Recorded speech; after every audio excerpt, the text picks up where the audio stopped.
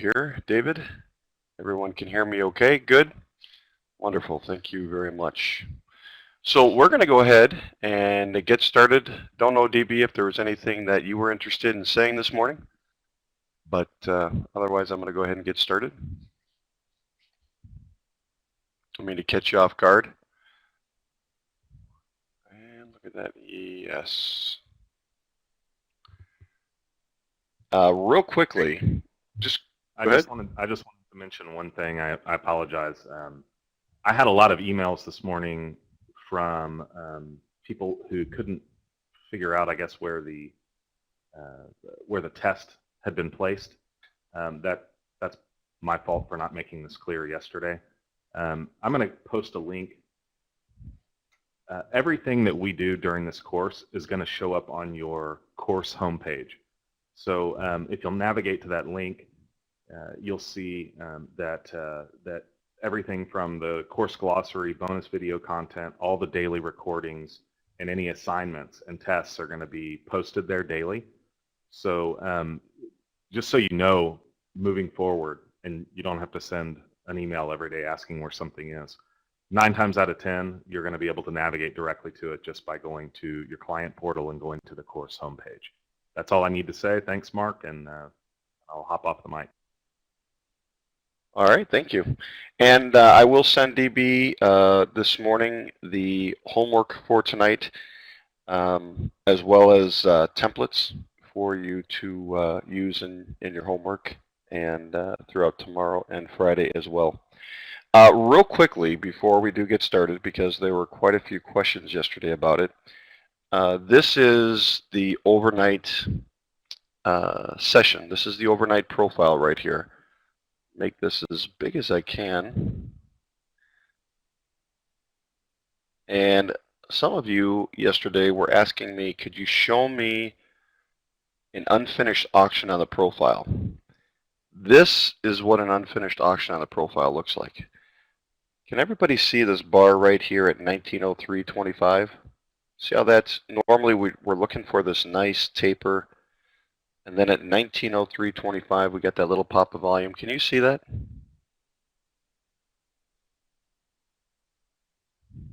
Okay, good. What this is saying is that this, at least this area, is likely at some point to be revisited. It doesn't need to be, but with this little volume pop right here, and then price moving back up, because it hasn't been revisited since that volume pop. With this volume pop, what the volume profile is confirming, and is likely, let me just go back to the print and confirm it as well. And this is, as we start looking at how to pull these things together, this is going to be a good example of how to pull these things together. And there's some of you who were interested in trading in the overnight and had questions about that. So there were a lot of things that kind of came together here. So right here, where this little volume nodule is at 1903.25, it just, even forget the print right now. You can see more volume at 1903.25 than is at 1903.50 and is at 75. We don't get that much volume until we get back up to about 425, 4.25, 450, right? If this was additional aggressive sellers that was creating all this volume, then price would be somewhere down here. What this is telling you, this little nodule, is that there was a lot of aggressive selling and that buyers held that selling. Buyers held right here. That is the only way that we could get this volume, this much volume in that short amount of time. So that's kind of the story behind it, that this little nodule tells you that, and then price movement tells you that buyers are holding. So this is a pretty important level, 1903.25. And when I said in the messaging that this doesn't look finished to the downside, this in the profile is what an unfinished auction looks like. Now, like everything else in trading and everything else in the market, does that guarantee us that price is going to come back to that point? No, it doesn't. However, In my experience, what this is saying is that this is likely to be revisited, though it's not a guarantee, especially in the pre-market. And this also starts to talk to, because if you look at when some of this started happening, 532, a little bit earlier, there was an effort here by some larger time frame participant that did not want to see price moving too far down beyond 1903.25. So that is kind of an odd time and an odd place. And if I go back to my other chart, this little simple chart that I talked to you about yesterday, just a 1 minute volume chart here, right at the same time, remember I told you these volume spikes, because it's a relatively small amount of time, a lot more volume, aggressive volume to the downside. It's the only way price is going down. And then look at this right here. This was what, 4,300 contracts in a minute at 6:34 a.m. Eastern, 5:34 Central, a.m. Central. That is well ahead of when we normally see the U.S. market start to step into the ES. That was a considerable amount of volume at that time. And this is what created, so everything is lining up, this is what created that little volume nodule. And what this is telling us is, again, there is no way this volume could exist if this was continued aggressive selling. Because all of this continued aggressive selling, and there's no way that this could exist if there wasn't aggressive selling, because buyers had to hold all of that selling and then start moving price back up. So this is what an unfinished auction looks like. But what this market is saying right now is that there is a significant interest down here at 1903, 1903.25. Does it mean that price won't go lower? No. But what I can tell right now as I start developing my story for the ES in terms of getting context is that I know that there is a significant participant down here that sees value higher than 1903.25, 1903. Again, what it doesn't mean is that price won't continue to go lower, but until that changes, there is a significant participant here that that believes that there's value higher.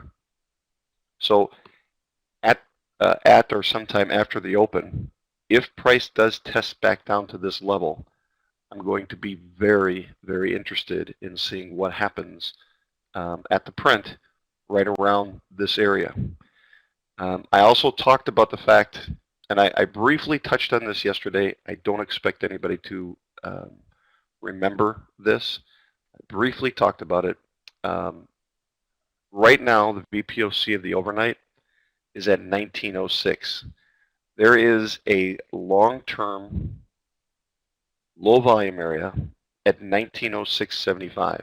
And one of the things I said yesterday, it's kind of a general rule of thumb, and I gave the specific example. When the overnight VPOC is sitting around near a long-term significant low volume area, the probability at the open is for a very volatile, choppy open. So what this scenario with the buyers stepping in here, and with this VPOC 3 ticks away from a long-term low volume area, tells me that the open today is likely to be volatile. So it tells me that at the open, my best course of action is to sit on my hands and watch how this auction develops. Now in the overnight, as price came through this level 1909, it created a low volume area. And you can see from a price standpoint, for those of you who are interested in trading the pre-market, you can see how this continues to work. So remember that the low volume areas are unfair highs and lows, right? So price is coming down. Remember all of this, this price distribution, you can see this nice bell-shaped curve. Get to my drawing tool, I keep forgetting I have that. We have this nice bell-shaped curve, but that wasn't there prior to price coming down. When it broke through this level, it started building out more volume. So as price breaks through a low volume area, and trust me, we're going to go through this again. As price breaks through a low volume area, if this was going to be just a stop run and price is going to pop back up, what we would have seen is a low volume area, some additional volume, and then a quick taper. And then price would have popped right back up. And that would have told us we would have seen zero or very weak print at the bid down here. We would have seen strength at the bid right into some significant weakness. It would be a stark, in fact, here it is.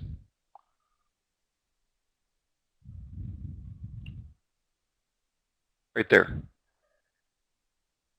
Pretty significant strength at the bid, right into some stark weakness at the bid. A pretty good example of a stop run or the other side stepping in pretty harshly to move things around. So I wanted to show you this unfinished auction. Again, I want to be real clear. It doesn't mean that price is absolutely going to come down here. Remember, what we're in the process of is transitioning from our overnight market into the RTH session.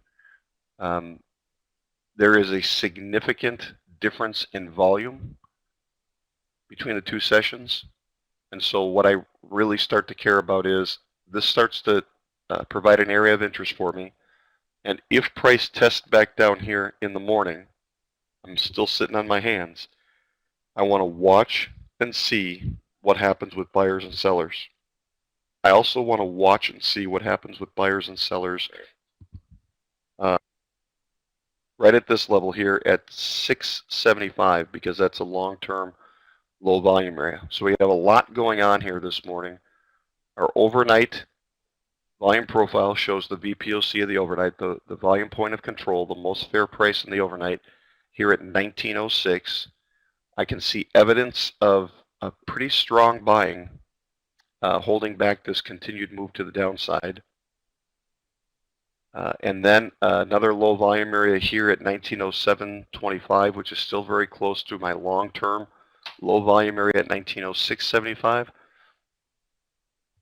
So all of this tells me that the high probability at our open today is for a volatile open, meaning price likely will move dramatically up and down. And it's not something that I want to trade in. So it's kind of an early warning sign for me. And even if the market opens and it just shoots up or shoots down and is very specific in the direction it wants to go, and let's say it gets up to this 1909 and moves down 5 points, I don't care. I really don't care.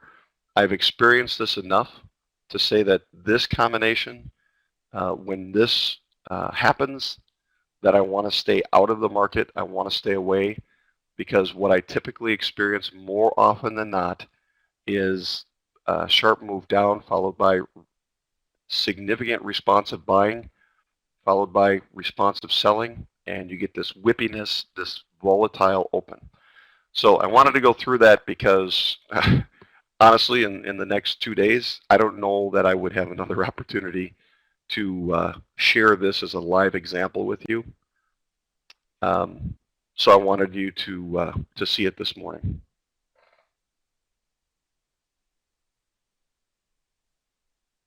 How is that endemic of a stop run in particular?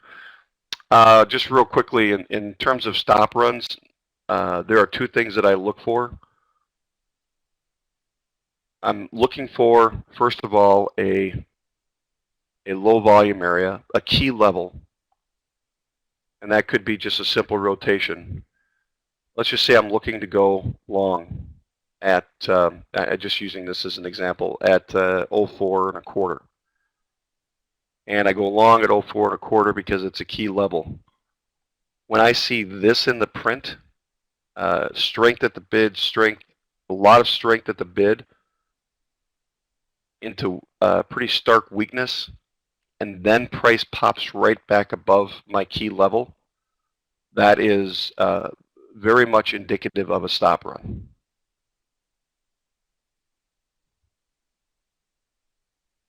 And they took out the stops below and popped it right back up. So in those cases, I get in, I get stopped out. Whenever I see that pattern, and in the profile, there's a very quick little volume area with a taper. You know, let's say this just goes down quickly like this, and it pops right back above that key level. That is a stop run, and I would get in long again. Again, not everything is absolute. Nothing is in trading, but those are that is the print evidence to me of a stop run, and the evidence in the volume profile. Yep, you're welcome. All right. So anyway, again, I could not even imagine having another opportunity to share that with you. So I'm really glad that that came up. And we'll take a look. I want to mark the opening swing for you this morning. So when the open occurs, we are going to jump over to this chart, and we're going to mark the open, and we're going to mark the opening swing. I'm going to show you how I do that.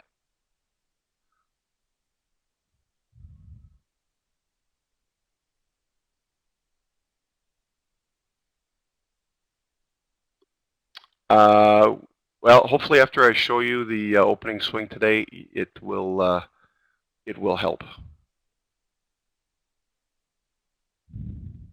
Now that's going to be in 12 minutes, so I'm going to get into some of the content here, and I'm going to watch the clock, but you can also remind me when it's coming up. All right, a couple of things I want to go through, just a review of yesterday in about 10 minutes here. There are 4 volume tools that I use in this course, and I primarily use to trade with: the volume profile and the print. There's a composite volume profile, and composite just means multiple time frame, several days, weeks, months, etc. A short-term volume profile, usually I'm talking about a day, but that could be a 5-day. And again, as some people might call it a micro composite. Micro composite just means we're putting days together, but it's a small number of days. But a short-term volume profile, usually intraday, but it can also mean, and I'd be very specific about it, you know, if I'm using a 4-day profile, I would tell you that, but I would tell you why I'm using a 4-day profile. Volume over time, you can see I use the 1-minute chart, the 2500 volume chart, as opening and closing swings. And again, that's only for the ES. And then the 4th volume tool, and without question, the most critical relative to the moment of truth, which is my trade, is order flow and the structure chart, along with volume cluster and momentum analysis. There are 7 elements of every volume profile. It absolutely doesn't matter where you draw the volume profile, what instrument you draw the volume profile on. It just doesn't matter.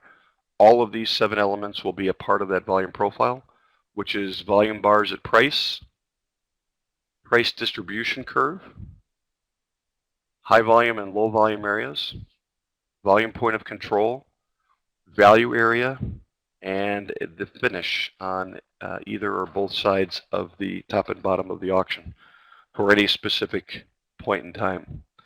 And when you come to understand these elements, you will automatically start looking for these things. For example, when I look at a volume profile, the first three things that just absolutely jump out at me, and I immediately either mark on the screen or make a mental note of, is VPOC, low volume areas, high volume areas, and then that price distribution curve, or really the structure of the volume profile. And then I'll look at value, and I'll look how the profile is finishing on each end. But those three things, high volume, low volume, volume point of control, in any volume profile. In fact, I could be looking to trade options on a stock, and I'll look at a 3-year, 1-year, 6-month, and 1-month chart. And what I'm looking for is start lining up high volume, low volume areas. And it really kind of depends upon if I'm looking at a weekly option or a monthly option, what my time frame, my minimum time frame is going to be. But I'll do the same thing every single time. So those are the 7 elements. We've got 7 minutes. I'm watching the clock. Volume bars at price, just a couple of things about those. Every transaction at each price is recorded and represented as a single volume line. Pretty simple. The more transactions, the more prints at a price, the longer the line.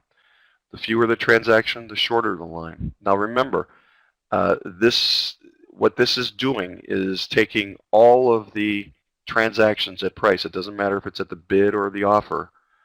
And what it's saying is participants are most willing to enter.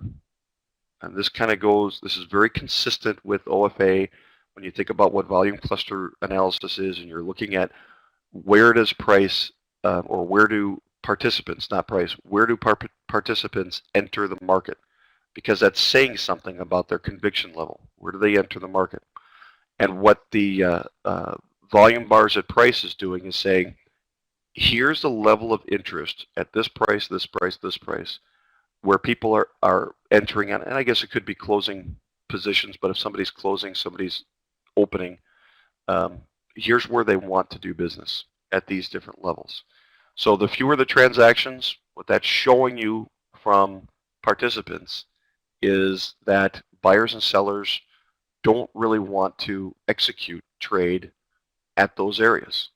The more transactions, it's telling you this is where buyers and sellers feel comfortable, more comfortable, because they believe they can make profit, and profit is why people trade. They feel more comfortable in getting in at those prices. So pretty simple.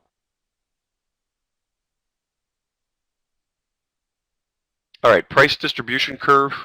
This gets into the structure of the volume profile. It's not often you're going to see a perfect bell-shaped curve. You've got to draw that out. What you're looking for is a VPOC somewhere, of course, within value. VPOC, you're looking for some level of taper to each end, but in a volume profile, you are looking for the ability to make some form of bell-shaped curve. This is a normal distribution, and this occurs when you think about what's happening behind the scenes in the auction. This occurs through the normal acquisition and distribution, or the letting go of inventory. So if I'm a buyer, I become a seller. If I'm a seller, I become a buyer. And as I buy and sell and I take profit towards the edges or further away from fair price, more participants or fewer participants are willing to trade. So the further the market gets away from fair price, the less participants are willing to trade. And that's how we get this curve. And I'm telling you, it just it happens for not every, but most distributions. And when it doesn't happen, like we talked about yesterday, we got about 4 minutes here. It tells you when you don't see the distribution building, it tells you there is weak structure in that area. Likely going to be a trend. You're likely going to see momentum dots. on your print, on your order flow chart, you're going to see momentum dots pushing either up or down through that area. And what you need to understand is that when price comes back to that area, it's likely to fill that area out and spend some time there. Again, high volume areas are considered fair prices. Low volume areas are considered unfair prices. All right, 3 minutes. High volume areas usually generates rotation. It's important to know when price comes to a high volume area, and just look at what we have this morning.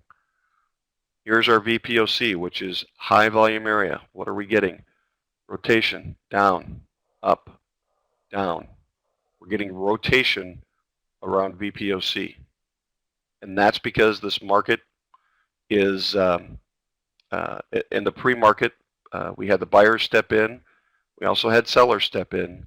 So it is beginning to settle, except right around this price. And once again, because it's sitting on a fairly significant longer-term low volume area, or it's relatively close, all of this again is suggesting a fairly volatile open. Okay, act as a price magnet inside price distribution curve. So when you have a fairly orderly, and this will come into play in August on the ES, when you have a fairly orderly distribution, your volume profile gives you a really nice bell-shaped curve. And the ES is trading within 5 points. You want to look at taking shorts from the top and longs from the bottom. In fact, sometimes in August, especially the last couple of weeks of August, those are the best trades.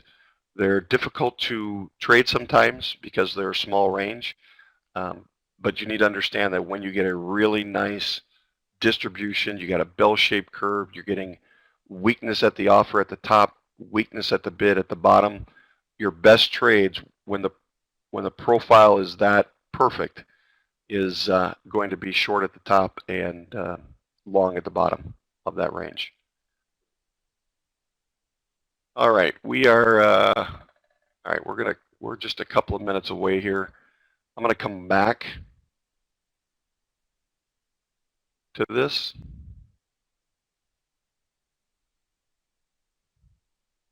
Can everybody see this chart okay?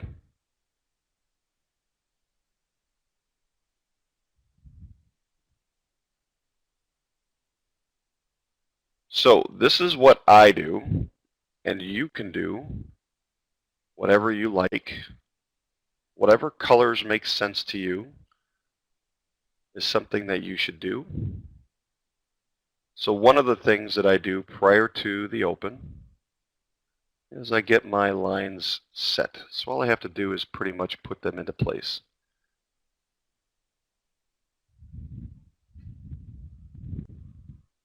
If there's a key level, like 1909 is a overnight low volume area, I mark that.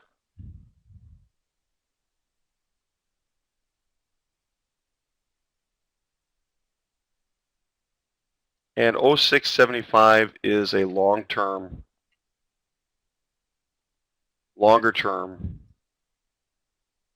low volume area. And we're going to get an open here. We have our open. The open is at 1905.50.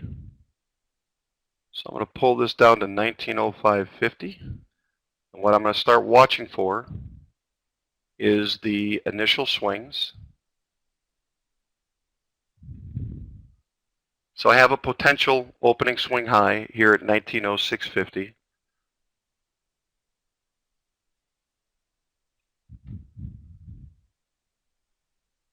I really want to see this pull back down through the open for me to mark that.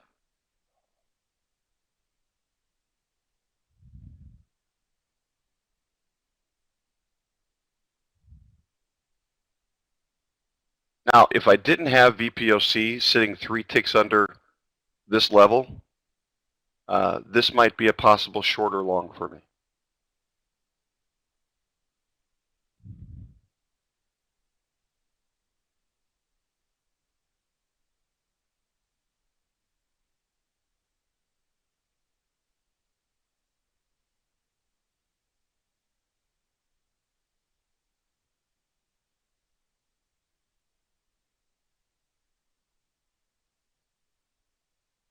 All right.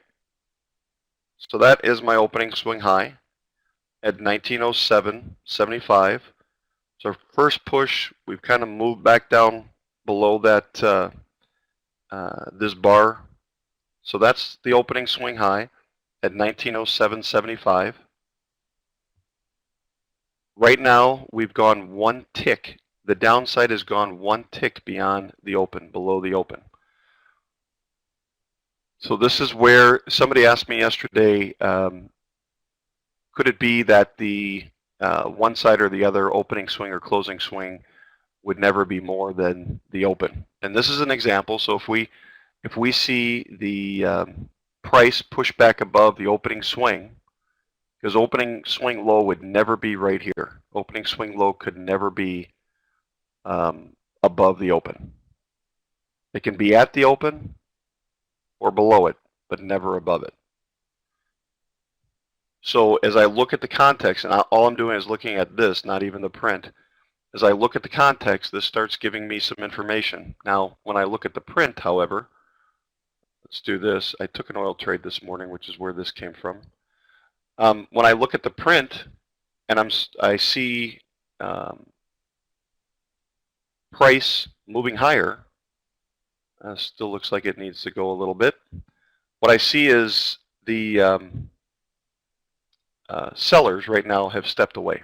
They literally just said, okay, we're done. And they've stopped participating.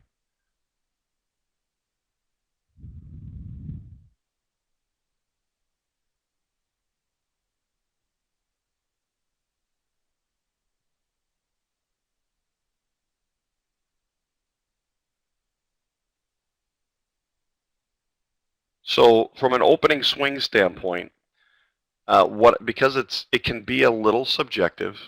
Right now, according to at least price movement, buyers.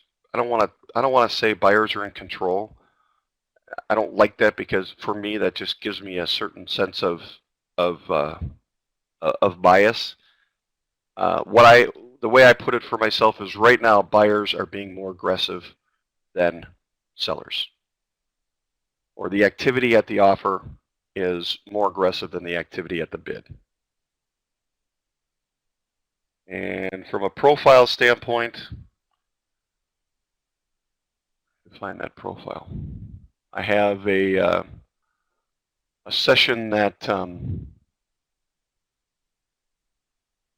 that just marks the. Here it is.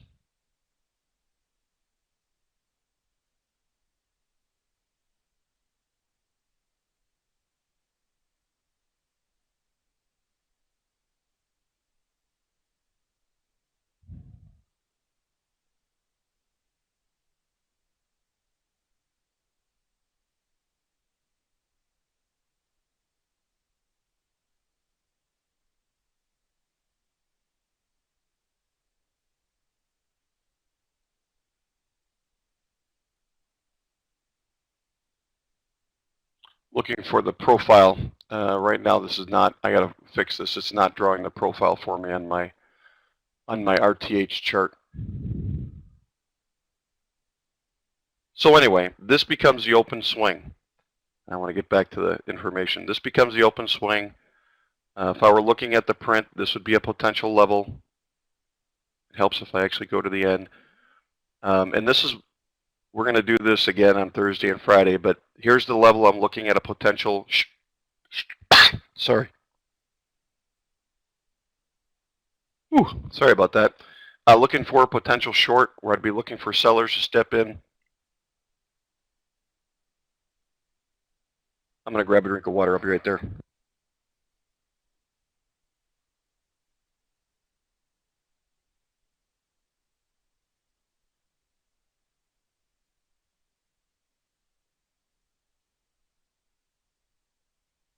Sorry about that.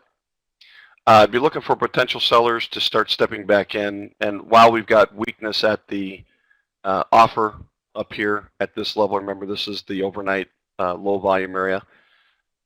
Still seeing some strength at the bid here. A little bit at the offer at 1734. I'm starting to see some strength come back into the bid. So this would be a scenario where if this trade would be higher risk right now and for a short because of the additional strength at the offer here.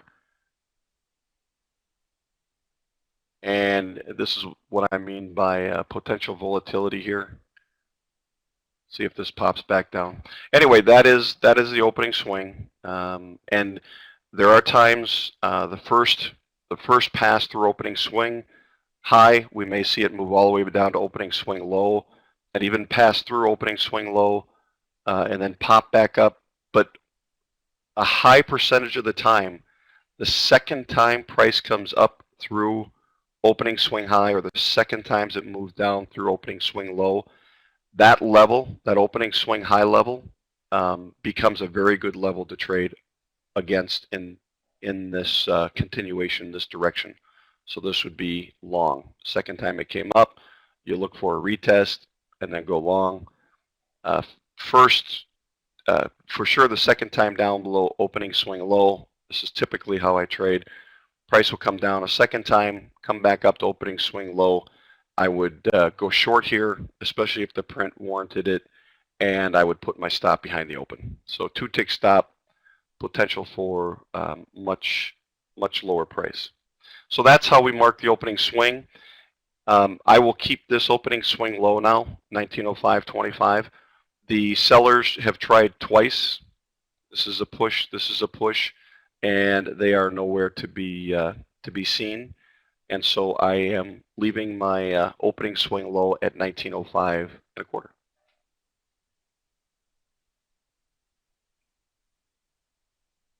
I do not use a geometric. Question is, do I use a geometric pattern to confirm in any way the setups? I do not. Yep, I do not. And yes, this is an open drive. An open drive, we talked a little bit about that the first day. Open drive is an open type, and right now it is an open drive, and that's pretty much marked by the activity. The open type is marked by the activity from the open. So if we had trade to the upside of the open, trade to the downside of the open, that's called an open auction. Whenever there is trading on both sides of the auction, meaning price is moving up above it, down below it, that's called an open auction. It typically means that there's neutrality, not conviction in one side or the other. There's relative neutrality, and you want to wait for the auction to move. You'll see prices just move back down to our opening swing high with a little bit of a bounce. And again, the way you would do this is there's the print. We're getting weakness right at that level. Buying coming back, you'd be long, right? Long. Got the setup, and now you're looking for. I'd be looking for at least 0975.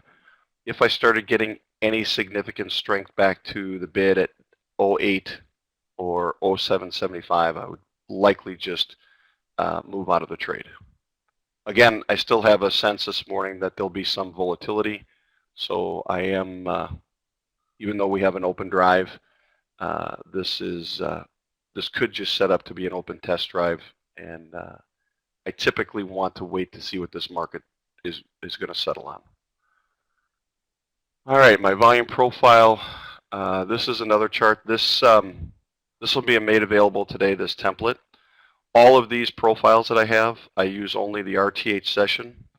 So we can see in this session right now, VPOC is at 1909.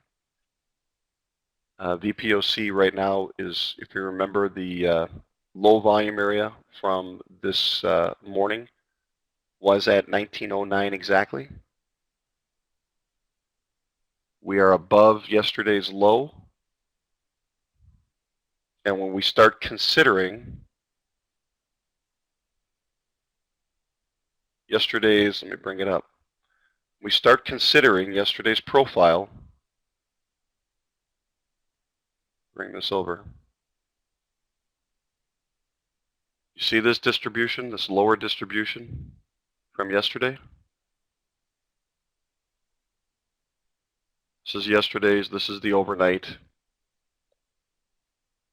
Just do this.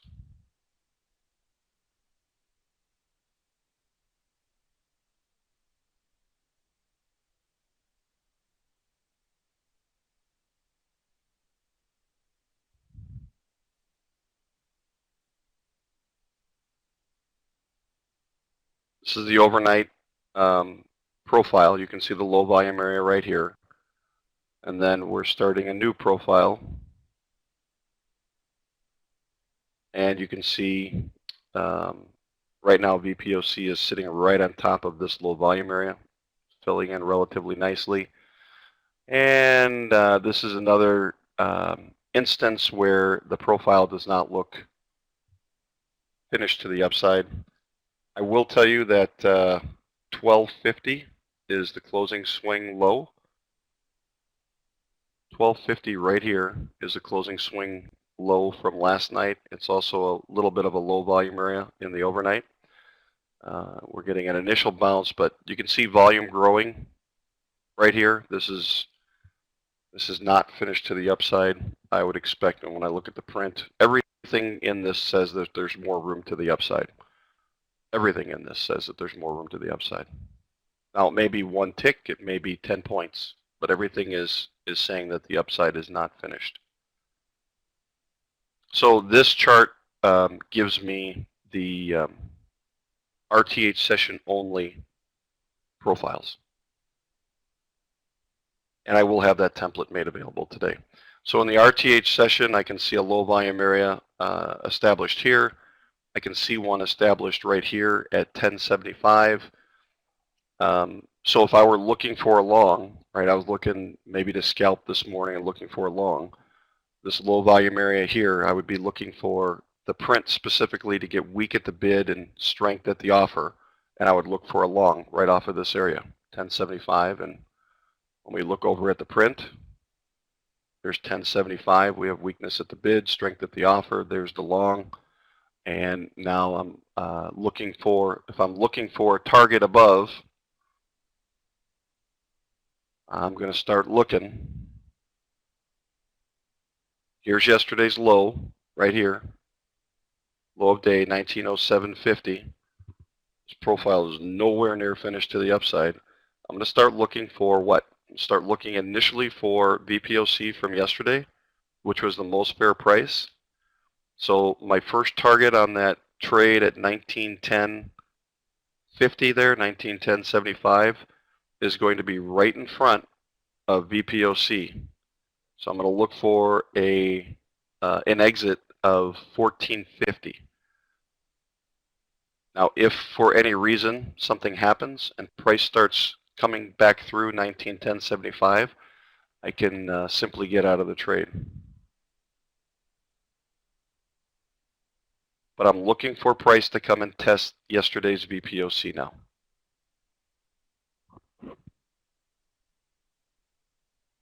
And again, the reason is because yesterday, this is the most fair price. Question about my settings on OFA on the ES 12.4 and 12.6. 12.6 on the previous chart, just simply because it takes up less bars, and I'm so yes, on the 12.6 chart, I care about the volume profile, so I care about getting a lot of bars in, and I'm sorry, fewer bars, so I'll have fewer bars with the 12.6 chart.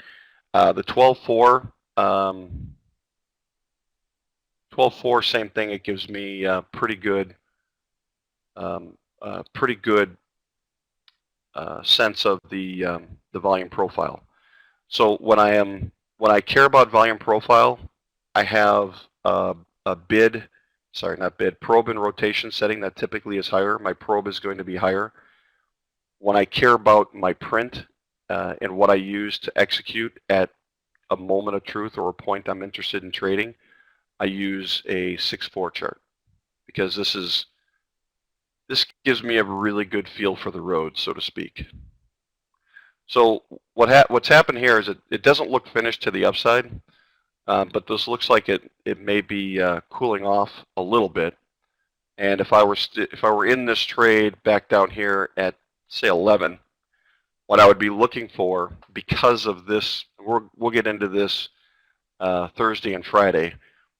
This lot of strength at the offer up here. I don't think buyers are done up there, but this combination 81, 569, and a couple of ticks below this high tells me that we're likely to start to get some rotation lower. So I'd have to start making some decisions about this trade, and what this print would likely cause me to do is start taking some profit. So remember what I said is objectivity is so crucial to the psychology and staying consistent in trading. So what happened here is I got the trade that I wanted, right here, went long, and prior to right here, and prior to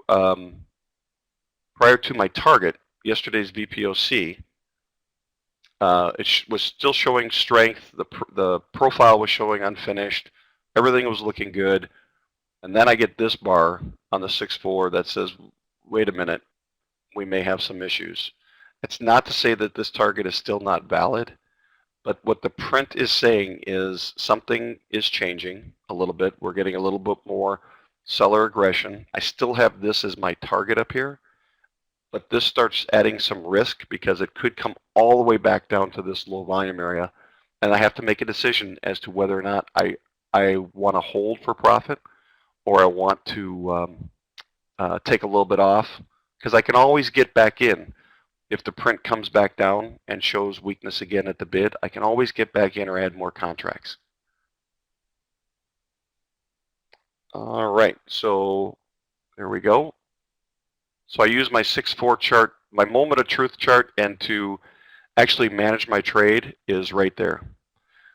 So I was looking for a tag of yesterday's VPOC because it's the most fair price, and that's where I expect price to go, and at least test, and look what we got. Right up to 15. Now, if you look at the overnight session, you can see a high up here of 18.25. And if you look at yesterday's activity, we've got this low volume area between, say, 1750 up through 1920. One of two things are going to happen in this area. We're either going to get a little bit of a battle in here, and if we start getting a battle and start getting another distribution higher, that's not always a bad thing because we're getting acceptance higher. If we start getting price with momentum dots into this distribution from yesterday, this is kind of what's called a double distribution day. If we start getting price beyond 21, then we're into this distribution. And if today's profile leaves a low volume area somewhere right in here between 17, 18, 18.25, I would look for a long off of that low volume area, and actually all the way up to 20, and look for price if it starts breaking 21, 25 to actually start clearing this whole area.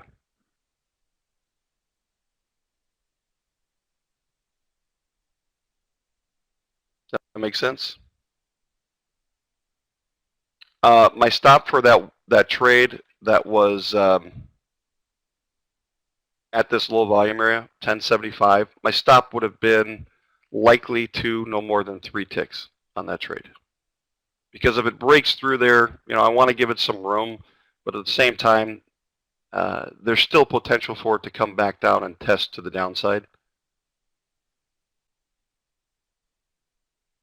Double distribution yesterday, and I want to get into our content here, but the way I played double distributions the next day, so if price starts getting well into, especially above 1909, this is where I would look to get long, and I would look for, this is my first target, which we hit, and this is my second target, and I would start looking for activity that would show sellers. Doesn't mean there would be, but I'd start looking for activity that shows buyers starting to weaken and sellers starting to pick up in this area. And so I would start looking even potentially, I don't want to be short necessarily. I want to hang on to my trade until today's activity tells me I need to let it go. I need to take profit.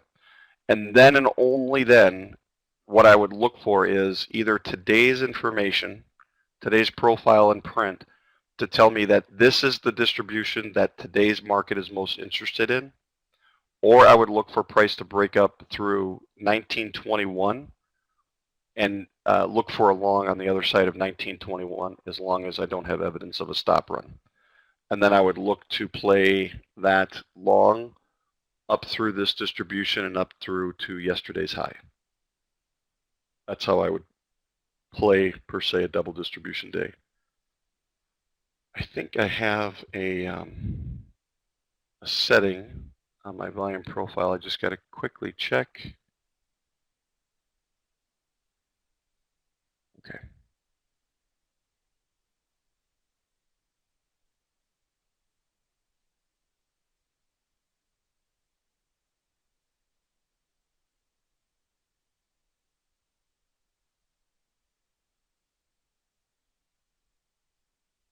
Okay.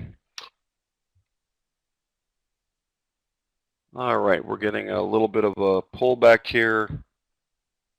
VPOC is now sitting at 1225. Again, my first target is right in front of this VPOC from yesterday. So just real quickly, and then I'm going to get back to the content. Look at yesterday's VPOC at 15. And right now, what is the market telling you about this being fair price? Now, this may turn out to be fair price, and we very well may see price come up all the way through this low volume area and test higher. But right now, what buyers are saying is we're either taking profit or we don't have a lot of interest on the other side of this volume point of control. And it's one of the reasons I look to scale a couple of ticks in front of it. Because a lot of times, and I talked about this, and I don't have a percentage of time, it really depends upon what the market's trying to do.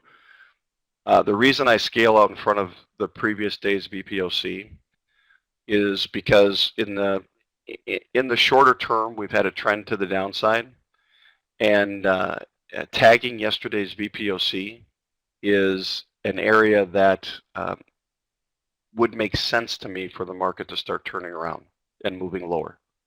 It tested it. It completed the test. Right now, relative to that test, it's saying not the same sentiment as yesterday. Does that mean that it won't? No, it doesn't mean that. But what it's saying is right now I don't have the same sentiment.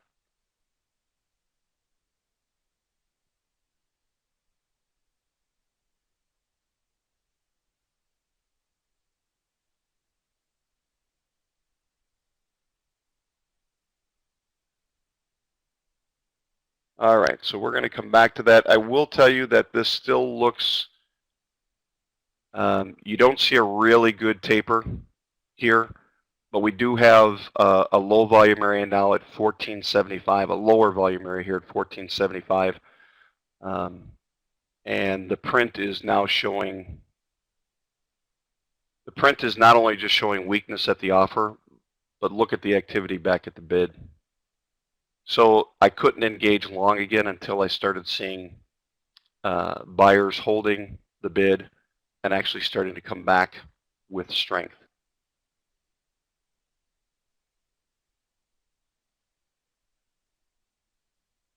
So, but that trade at 1075.11 this morning worked for VPOC for what, 4 points, which is a good start to the day.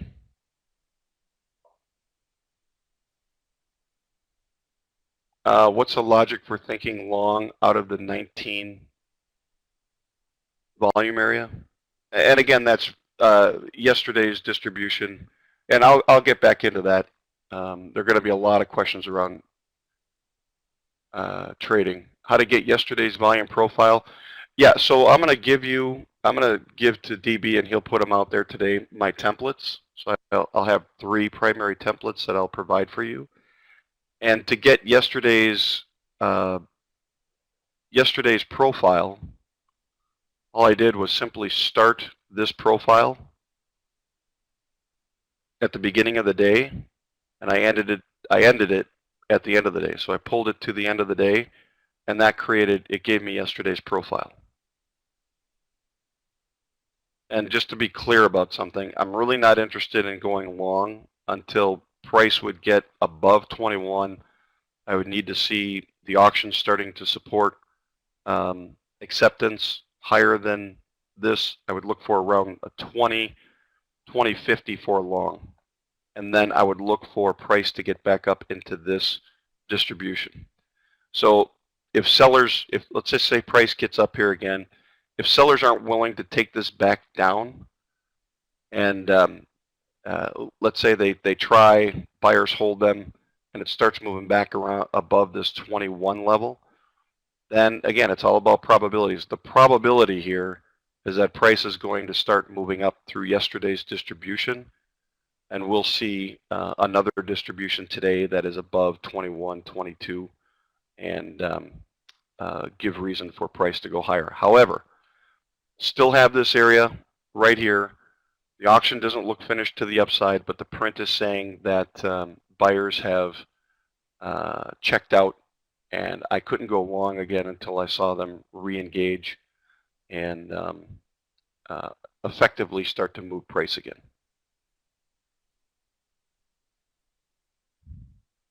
All right, so I want to make sure I get through the content. Yesterday I was an hour into it before I realized I was an hour into it. So I'll try to get back to some of those questions, and we're going to have a lot more time over the next 2 days. And last question I'll answer is, wouldn't the sellers of yesterday defend the single they made at 1975? That could be. However, this will be my last thing. Remember my context this morning. And this is why I go through pre-market sessions. Remember my context this morning that some significant, likely other time frame participant said, we're not moving lower.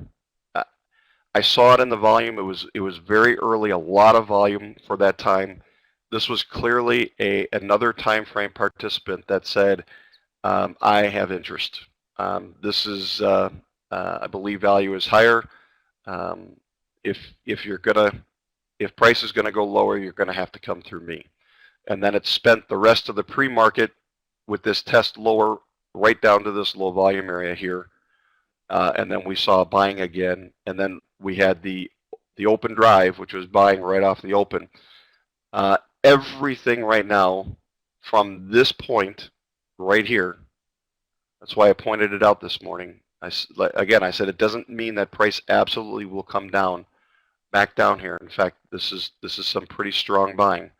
But everything about this pre-market, number one, suggested volatility because of where I had VPOC, and now from the open on is suggesting that sellers are, let's put it this way, sellers this morning are contributing to the accounts of the buyers. How's that? So won't sellers defend this area at 19 or right here? That's possible, and it's something. 17, real quickly, 17 is also a long-term low volume area right here. So it's very possible that that sellers will defend it, that they'll step in, however you want to say it. And we're seeing a little bit of that right now. But for me now, because of the way this worked, I would need to see price, and we came back down here to 1125. I would need to see price really break through 1075 and back down through the open for me to for me to start thinking short.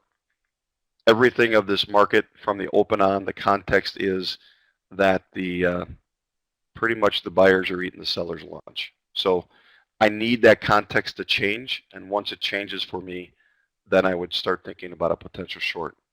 And might I miss a trade up here around 17, 18, 19, right where this low volume area starts? Absolutely, I might miss that. But for me, remember I said that I give the most context, the most weight to the current day's activity. For me to trade against today's buyers right now, even though I've got a low volume area here, even if price comes up, we get a nice finish, I could do it. Get a nice finish, we get weakness at the offer, strength at the bid. I could take a trade, but I'll tell you what, my stop's going to be really, really tight. So it would be against everything that I'm reading in the market right now. So sellers definitely could come in and defend this area right in front of this this low volume area. In fact, it'd be something that I would watch for. But what I would need to see repeatedly is I would need to see a push down by sellers in the print, another effort by buyers. I would need to see the buyers held and then push down back below this 1075, which buyers have, for lack of a better term, defended or stepped in there twice now. Yep.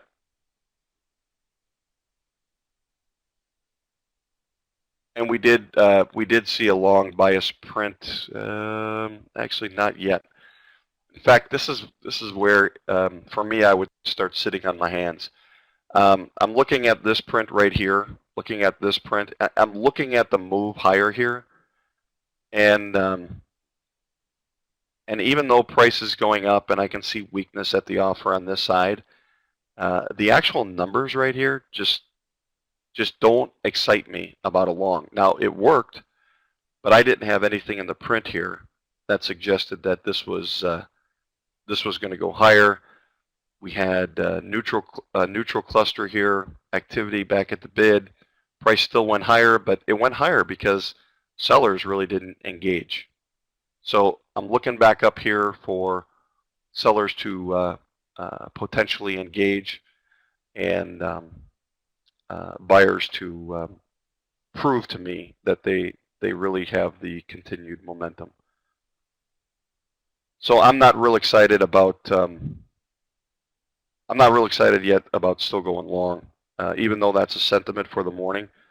I didn't like the way that this auctioned. And again, what I've trained myself to do is look at things like this and respond to it. Does it mean I miss trades? Yep, certainly does.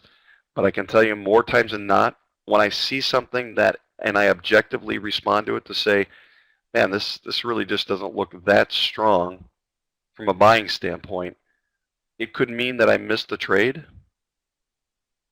But more times than not, I find that I've protected my downside. And I also know this is not the last trade of the day. And this level worked. I didn't really have a signal to get in. I would be looking for something like this. And even if I use that to get in, with this additional strength at the bid, I might have taken my stop at break even or a smaller stop. Again, I'm just using the print to manage my trade and trade objectively. I have never gone home red by managing my risk effectively. All right, let's finish up a review of day 2. So we're going to do this again tomorrow and Friday. If we get to a presentation at all tomorrow and Friday, except for a little bit of context, I would be surprised. We're going to spend most of the time in the charts. So real quickly here, to continue this, low volume areas, and I'll get back to questions in a bit. I want to get through the content. Low volume areas are prices where buyers and sellers have not shown to want to initiate trade. You saw it today. We had the profile show us a low volume area. As price came through it, it came back, retested it, and sellers failed, buyers picked up, and it was a good opportunity for long. Those are trades on Friday. When I'm trading, you're going to see me take. considered to be either an unfair high or low, depending on market sentiment. Real quickly, the other thing I want to tell you is my trading method, especially once I'm in a trade and how I manage a trade, has been I've developed over many years and thousands and thousands and thousands and thousands of hours. But it's right for me. It's right for me. And what you see and what you do needs to be right for you. So I want to caveat over the next 2 days as you see me do more trades. And I'm going to tell you why I'm getting in. I'm going to tell you why I'm getting out or managing a trade, scaling out of a trade. I'm going to specifically tell you why. But I'm going to put that all in the context of an objective, a financial objective for the day. And that will make more sense to you. And my goal is to show you that, again, when you have that financial objective to the upside, profit, and what your risk tolerance is, it will help you. As long as you keep it out in front of you, it'll help you stay objective. All right, low volume areas considered to be either unfair highs or lows, depending upon market sentiment. So this example from this morning, we had an open drive, significant amount of success by buyers to move price higher. And that made, once we had that low volume area developed at 75, it made that an unfair low. When price came back down to it and we got the print the way we wanted it, it was a trade long. So they're either an unfair high or low. Price is going to either slingshot through it or act as a brick wall. This morning as price came back to that low volume area, it acted as a brick wall. And it can provide excellent risk reward trade opportunities, as you saw this morning. I had a potential, my stop would have been about 3 ticks, and that trade was, if I would have closed the trade at yesterday's VPOC, that would have been a 4-point trade. So the risk to reward against low volume areas is pretty phenomenal. I'll get to questions here in a few minutes once I get through this review. Volume point of control. It's the highest volume price point in any specific volume profile. So today's volume point of control is likely going to be different than yesterday's volume point of control. Today's volume point of control right now is significantly different than the overnight volume point of control. And real quickly, we talked about this before as well, but I want to show you the example. Remember when I talked about where VPOC is relative to the value area? And I said if VPOC is low against the value area, the likelihood is that price is going to go back up. If VPOC or could have acceptance lower, this would give more credence, weight to a breakout below this level, having the VPOC low. If VPOC is high in the value area, I'm looking for evidence in the print that would suggest that price is coming back down, especially if there was a good finish to one side. If the print or if the VPOC is the middle, we have a nice distribution around it, then I'm looking for an open auction, or I'm looking for price to rotate around that VPOC until one side or the other gets aggressive and starts probing higher or lower prices. So this was another example. This also led to some evidence that buyers were holding, and price may go up. So I just wanted to point that out.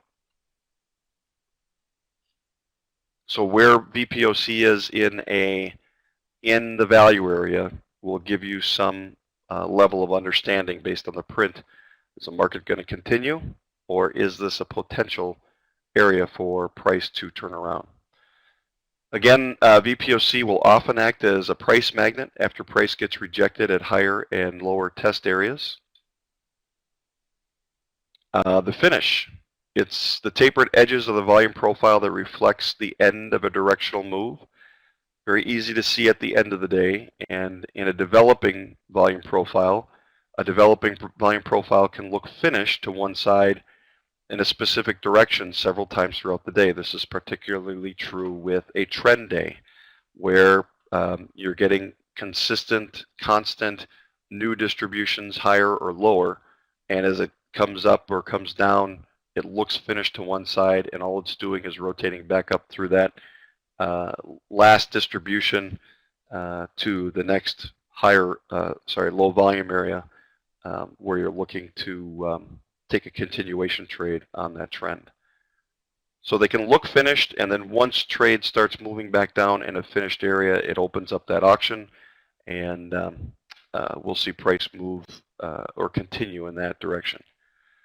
There's a high probability that unfinished auctions will be revisited, and the auction will continue in that direction. So this morning, when buyers started to relent and sellers started, I don't want to say sellers started stepping in, what we saw was activity at the bid.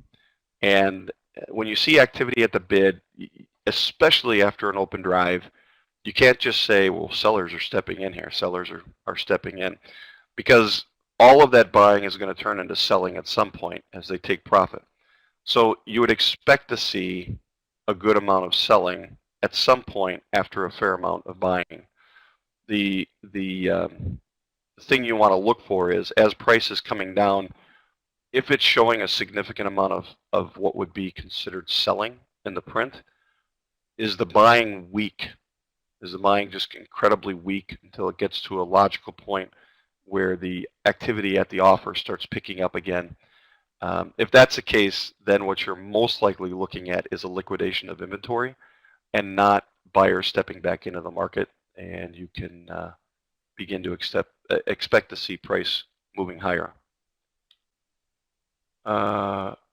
Baffled by my momentum settings.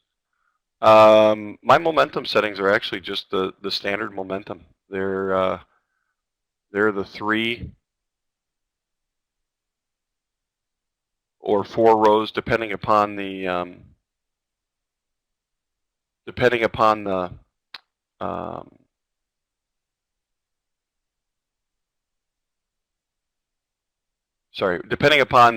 probe and rotation.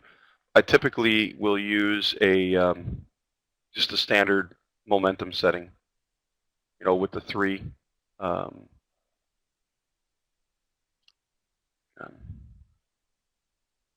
the 3 rows. Sometimes I'll customize it, but typically use just the standard momentum setting. See if I can show you that here.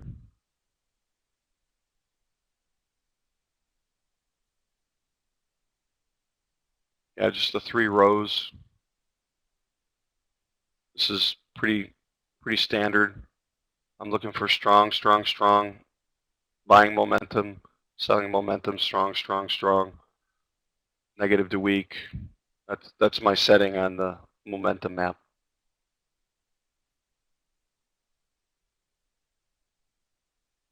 So we are at a intersection here. I would call this an intersection of information and knowledge. And this is where we are in the overall process, not just where we are in the course, but I consider learning a process. And in the process of learning, typically what happens is you get information. Even if you're experiencing something or you're watching something, you are part of the process and your information is very tangible. You are, in fact, getting information. So as we learn, we first get information, and then we look to move that into knowledge through practical application. So that's where we are after 2 days, and there's a strong likelihood that some people believe that they are drinking from a fire hose in terms of that information, and I totally get that. You've received a significant amount of information in the last 2 days. Even this morning, I've taken a bunch of that information and crammed it into an actual moving auction. And if you were what you're trying to do in your mind is you're trying to recall everything that I've talked about, and a few things are catching where you're going, oh yeah, okay, yeah, I understand why we came up and tagged VPOC and why that would be your target. Okay, I understand why you might be looking for sellers to step in here. I understand we got a low volume area that was developed, so you'd look for a long off of that level, yeah, I get that. Okay, I get those things fundamentally. I understand it. But there are probably a lot of other things that I was doing relative to the print where it was still a little foggy, a little hazy, and it's because you have a lot of information, significant amount of information. And I want to make sure you understand that has been and will continue to be my role and responsibility. As a trainer, I provide information. Um, However, teaching is not learning. Just simply because I teach doesn't mean that you learn. And learning becomes a very personal thing, and people learn differently. Every single one of you is picking up things and being able to apply things differently, and I completely understand that. And it's incredibly important for us to understand where we are in this learning process, this teaching and learning process, because where we are going from here is transforming information into applicable knowledge. It is, now understand this word, our objective over the next 3 days. So the first 2 days has been my responsibility to provide you with information. And that is going to continue to be my responsibility to provide you with information, clarify your questions, and make sure that you have everything you need to transform information into knowledge. But where we are and where we are going is kind of a joint venture here in learning. And it now becomes our responsibility to take this information and transfer that into learning. I want to be really clear about that. So I'll keep doing my job, my part. I will clarify. If I don't see a question and it scrolls off the chart and I don't get back to you, it's not because I don't want to answer your question. It's because I don't see it. Feel free to ask that question again in the text. I don't care if you have to ask it 5 times. In fact, you can say second attempt or something like that, third attempt, and I'll know that I'm just really blowing it and I need to get back to you. So this is where we are going, is together. How are we going to get there? Well, I would tell you that the first way we're going to get there is we're going to keep the fundamentals in front of us. And we're going to do that through repetition. So what you're going to hear me say over and over and over today, tomorrow, and Friday, hopefully not to the point where you want me just to shut up and you get it and I'm almost nagging at you, but to the point where it starts to become something more than information, and it starts to become something that you can apply. So we're going to keep hitting the target. We're going to keep hitting this thing. I'm going to keep talking about the fundamentals.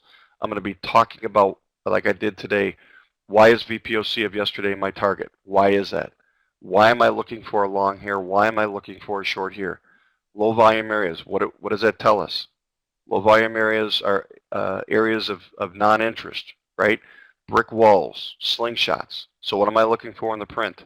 Why am I looking for a long hair? Well, it's a low volume area. What is it in the print that I see? I'm going to keep going over those things over and over. We're going to do high repetition. We're going to keep the fundamentals in front of us. I'm going to show you that as I'm trading, how I keep my objectives and the fundamentals in front of me so that I can make sure that I'm trading using these fundamentals. Even if it means I miss a trade or if it means I get out of a trade that eventually works, I'm going to keep my fundamentals and my profit and my risk objectives in front of me at all times. We're also going to start moving away from presentations and into charts. So we may see a few slides tomorrow and Thursday, but in order for us to get there, to move information into knowledge, we need to get into the charts. And that's where a lot of questions are going to start coming. We're going to learn how to read the market for context. Very similar. What we're going to do is what I did this morning is to say, okay, price came down. I've got this long-term low volume area sitting here, but the overnight VPOC is sitting here as well. In my experience, it means hands off, but it means one of two things. Price is going to move pretty quickly with price volatility. And that may mean price is going to move in a specific direction really hard and really fast, or it may mean that price is going to move high, low, high, low, high, low. Once we started seeing that certain levels like opening, swing high, holding, it was an opportunity, especially outside of the overnight range of that distribution. It was an opportunity for us to go long, especially when it lined up with that low volume area. But we're going to start talking through the context, and I'm going to talk through why I don't want to trade here, what I'm going to look for before I trade. So we're going to read for context. We're going to read the print for context. We're going to build our story, our market story, and keep that in front of us. So we're going to learn how to read, and then we're going to learn how to plan. So if this is our context, and we're going to use this thing called if-then. If-then helps to keep you objective. You read, you get context. My context this morning is that buyers are aggressive. Some very large participant came in and said, we're not moving lower. So before I even start thinking short, we would need to start revisiting that area and take out that participant. But we're going to use if-then. So one of my statements already is, if price comes back down towards that 1904, 1903 area, and sellers accomplish what they could not accomplish in the pre-market, coming through with momentum and bring it over. If price comes back down here, and price starts coming through this level, and we leave a low volume area somewhere between this 1906.75 and 1903, we leave a low volume area in the print, then I will look to take a short wherever that low volume area is, and of course I'll manage my trade effectively. But that is my short scenario. So another scenario this morning that I would have, just based on the print, is overnight held up here at 18. I have a long-term low volume area at 17, which is right here. In fact, I'm going to do this.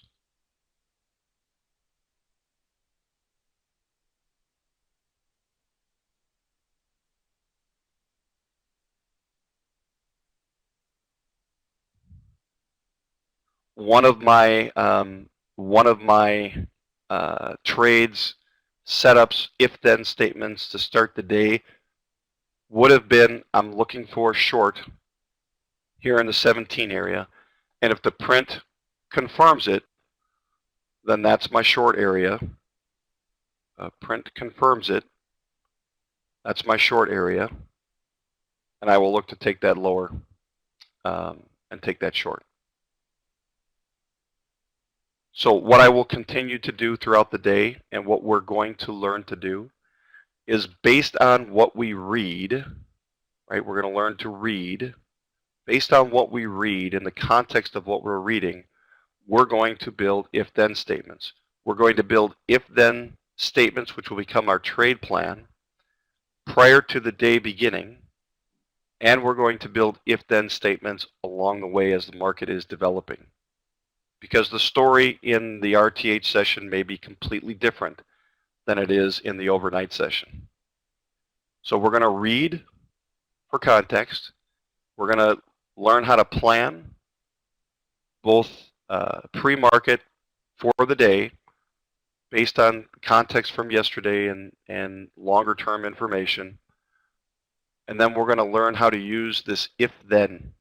Because what the if-then is going to allow you to do is to say, if this happens, then this is going to be my trade, and this is what this is how I'm going to manage it. This is where my stop's going to be. This is what I'm going to manage it to. That's going to give you control. That's going to give you patience to wait for that if-then. The other thing it's going to do, it's going to help you take away bias. So even though the market is strong to the upside today, and buyers are having much more success at moving price than sellers,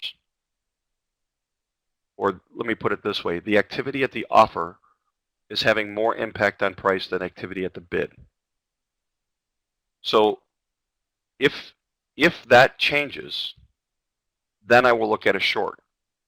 And the conditions of that changing are, first of all, price has to come through this level. And I want to see price come through this level, this low volume area, with momentum and a significant amount of volume. Then my expectation, I would look for a short and expect to take that back down, have a long-term low volume area at 675. Overnight VPOC was down here. I would look to scale out in front of that and then see where else this trade could go. But I have no short setup now until that happens. And this would have been my first short setup up here at 17. But even then, with that short setup, unless it broke through this 1075, once the print said that it was done at the bottom, I would have just closed the trade. I wouldn't have held it. I wouldn't let it come all the way back up because my expectation is there's a high probability that it would come back up.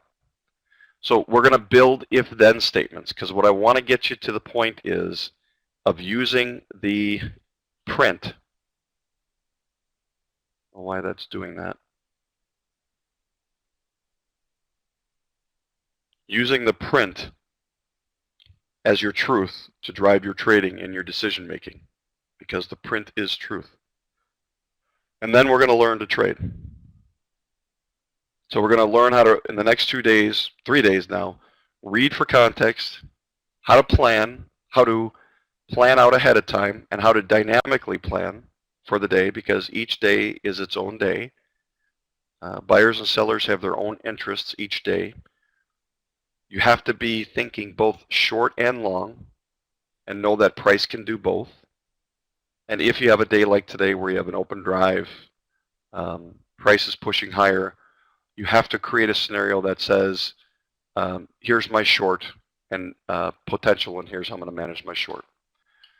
Now we're going to trade. So the way that this looks is we start with the fundamentals and we just pour information into you. And then through repetition, we learn how to read, how to plan, and how to take action.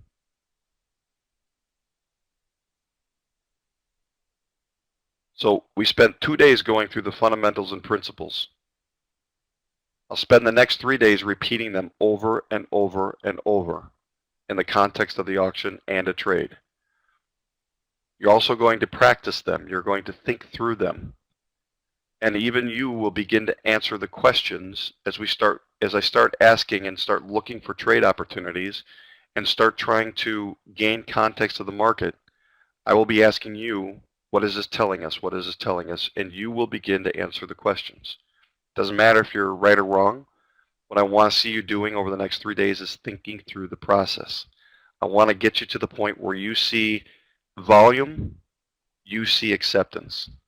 If you see volume through a low volume area and you see momentum, you see an opportunity for a trade on a pullback to that low volume area.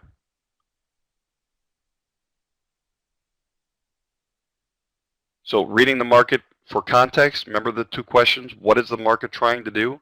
How good of a job is it in doing it? We're going to be using structure charts. We're going to be using VCA and momentum analysis, and we're going to be using the volume profile to build the overall context of the market story. And we're going to be identifying tests versus moves. So what that means is the market will test. The market will test up. The market will test down. How do you know the difference between a test and a move? Well, you're expecting it. And the volume profile will confirm a move, a valid move, when it starts to gain acceptance and show you more trading at a certain level. So the market will begin to show you acceptance. Also, we're going to expect certain tests in the morning. Thin volume profile versus acceptance volume. So if price breaks into a new area or price opens up in the morning and we get this really fast move, and this is a good example today, we get this really fast move like we got today, And the volume profile shows, here's another good example of an unfinished auction.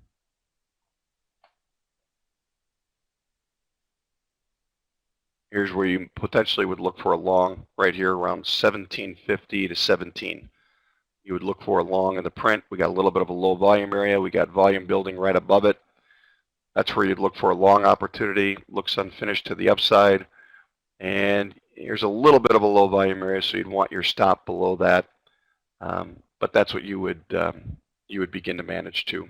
And you couldn't do that until the print said weakness at the offer, strength at the bid, all the way down to this level, 16 quarter.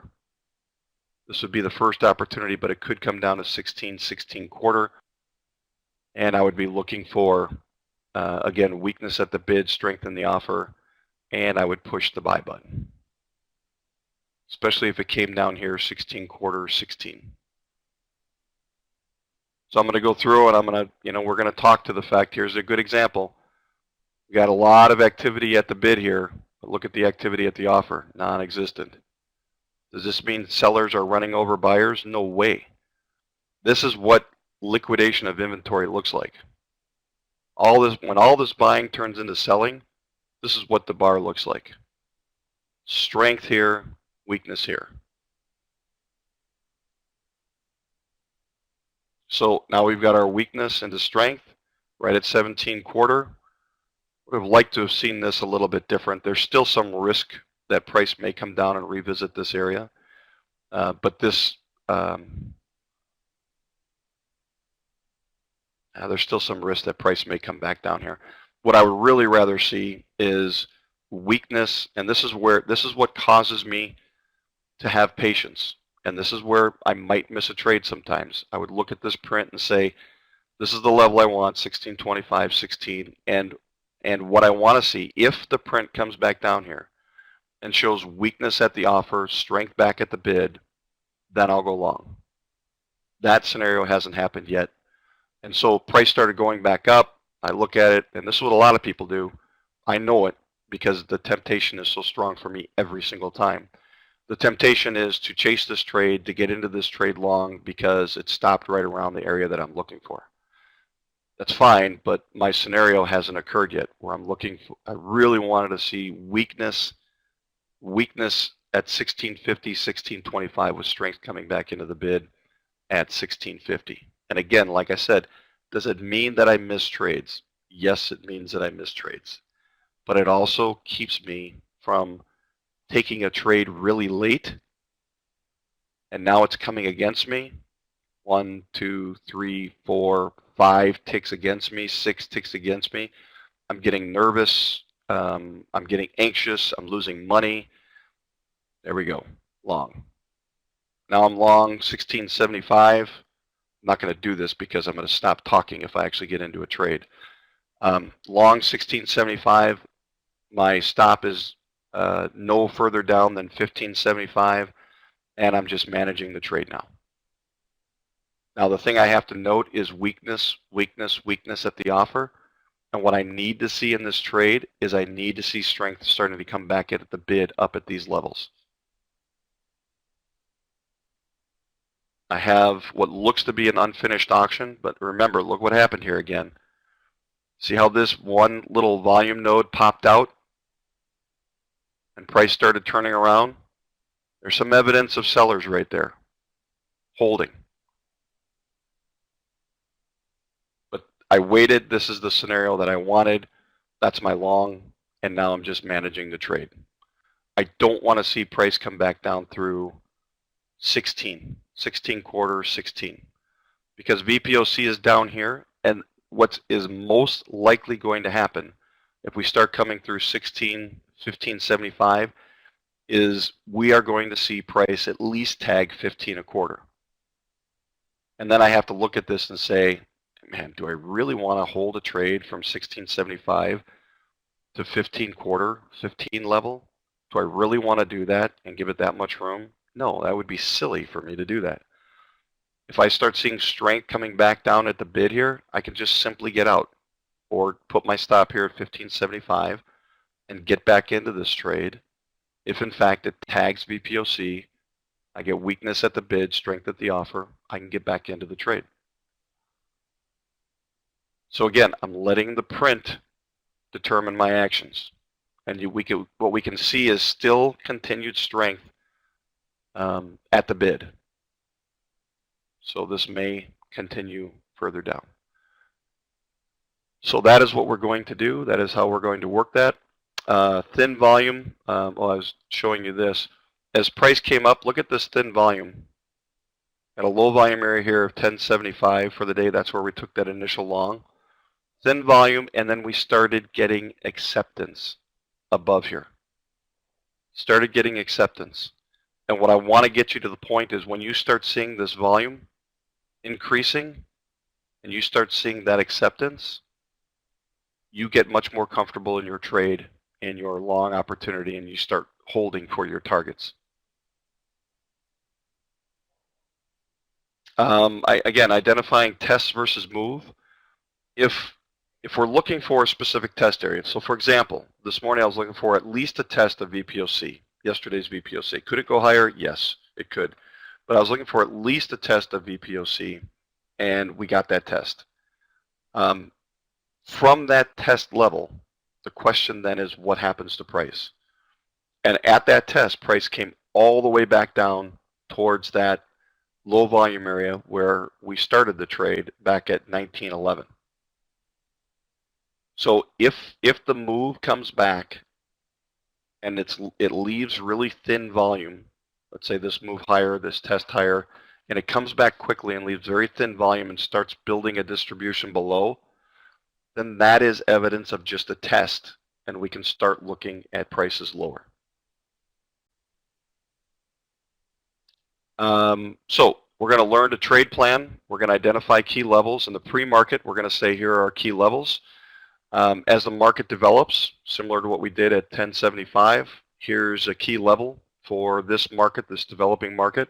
Here's where trade opportunities are. Here's where target opportunities are. We're going to learn the if-then game. What I have found is that the only way I've been able to control my trading, be patient, and actually take the trades when I want to take them, is playing that if-then game. Because what I'm telling myself ahead of time is, this is my scenario for a trade. If this happens, then I will do this. And it could be if this, then I will do this. And this is how I will manage it. This is where my target will be, etc., etc. It will develop patience. It will improve your risk reward. And in my experience, it's the key to objectivity. And we're going to get into trade execution and management, using order flow for trade management and entry confirmation, using composite and developing volume profiles and other key levels for targets, stops, and scales. And it's going to become kind of a circular process for us, where we are constantly reading, planning, and trading. We're always reading. We're always adjusting our if-then statements. Are they still true?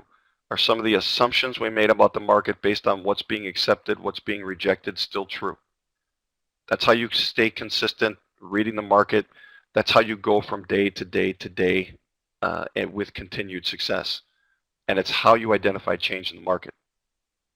And it's why, I cannot stress this enough, it's why a lot of just pure indicator systems fail people, because you know that there are so many educational systems out there, methods or whatever you might want to call it, that rely on indicators and specific setups, and they're the secrets your broker doesn't want you to know, and they're all kinds of marketing ploys. However, none of those, they're all easy, and people follow after them because they say, all I need is a couple of different indicators and I'm going to be successful. I saw it in the person's webinar. I saw it in their historic examples of how this works. I'm going to be successful. And what I will tell you is, again, the only difference between those who are successful in trading, and the numbers don't lie, and those who are not successful, is that those who are successful are willing to do the things that the others are not willing to do. and that is to take the time to learn how to trade. It means that you need to read, you need to have context, you need to develop your scenarios, and then you need to trade based on those scenarios. If the market does something different and you lose in a trade, then so be it. You take the information and you continue to read. If you lose in a trade, you look at it and say, what does that mean? Does it mean this market is changing context? Does it mean that I read it wrong? Did I miss a low volume area? Did I miss a print reading? What happened that caused that trade to lose?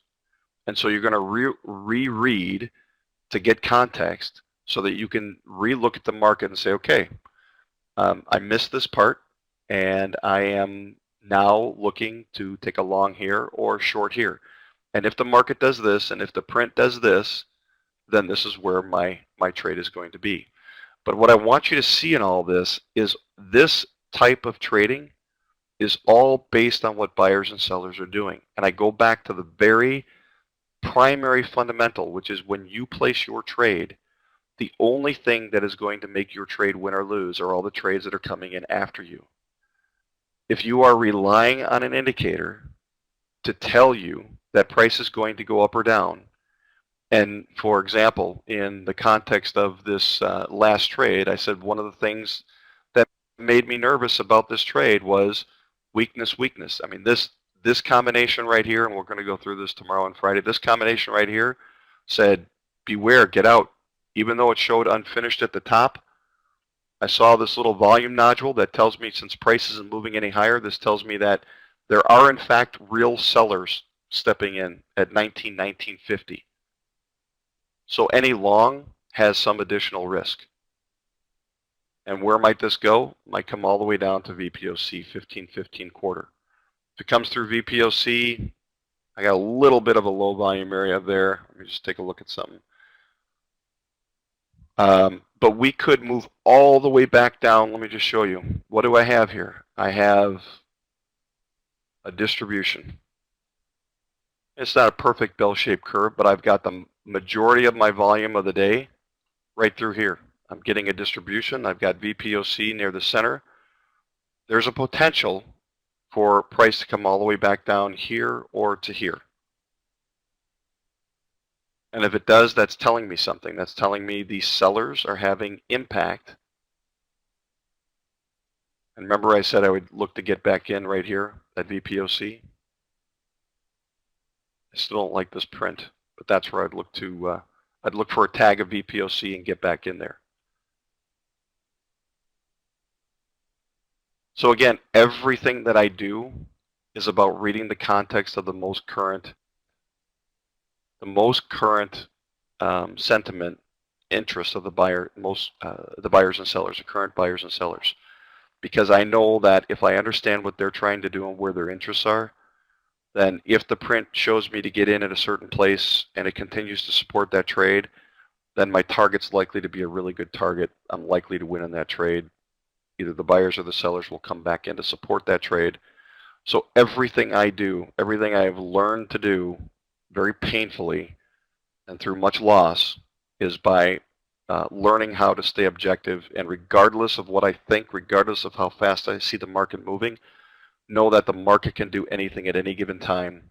And my best way of trying to follow that is to stay true to the print and what the buyers and sellers are doing so that I can identify change and trade with it. But if you look at what happened here, because I have an if-then scenario, right? If I would have got into that trade, I would have gotten stopped on that trade. But what was my expectation after that? My expectation, I said, was if we come through this area, my expectation is we're going to at least come and test and tag 1525 VPOC. And you can see clearly what happened.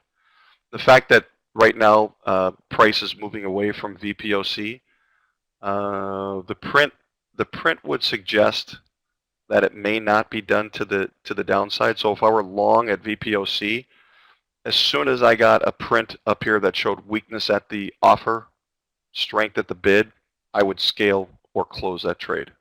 That would be my trigger because there's still some risk to the downside. And because of this, I automatically start drawing this picture.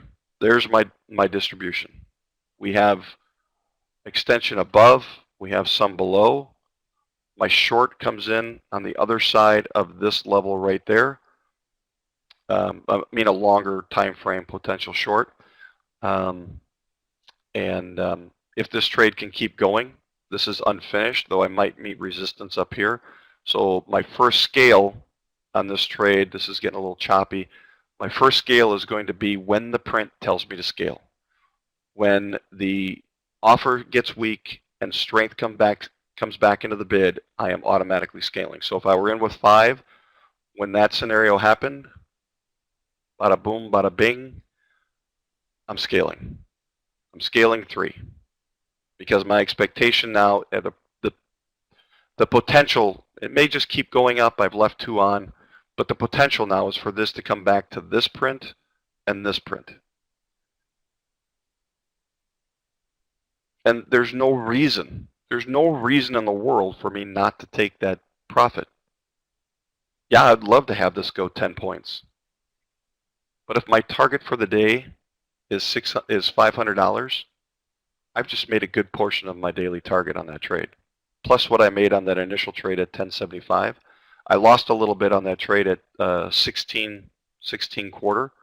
I lost a little bit because I got stopped, but I just made that back. So I'm at least halfway and likely 2/3 on the way to my daily target. That's awesome. And it's 9:48 in the morning, which, by the way, we're going to look at taking a break here soon. So I have a natural level here or thing coming up where we can take a break. And then when I come back from the break, I'll look at the questions and we'll start into the rest of the content for the day. So repetition, repetition, repetition to hit our target. That's why you see this arrow continuing to strike the target over and over and over again. I believe repetition is important. So all of this, I was trying to think of an analogy that people could relate to, and I don't know who fishes and who doesn't, but to me it was a little bit like fishing, all of this, trading. And that is, you take your boat onto the water, right? You're looking for a spot, you've kind of had some experience, you're using some tools to show you where you might want to trade, where fish might be, you're checking the weather, you're checking different charts, depth finders. You're using your tools to kind of get context of the lake and where you might have a good opportunity for fishing. And then in that, you go out and you find your spot. And you say, based on my tools, this is where I want to make a trade. And in fishing, you say, this is where I want to fish. So what do? You set your bait. You throw that out there. Typically, it may be a limit order. And you say, come and get it. Come and get it. And all the while, you have no idea what's really happening around that bait.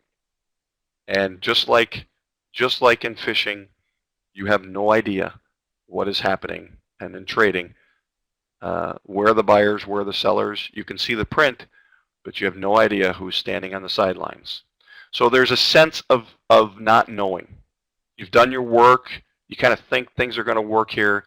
But once you drop that line, you don't really know what you're going to get. You don't know what's going to bite. And if you get a bite, you don't know if it's going to be the fish you're looking for or if it's something small, et cetera, et cetera. You just don't know. So there's a sense of uncertainty there. All the while, you're watching this little indicator and you're watching your print, whatever it is, your trigger that tells you to do something.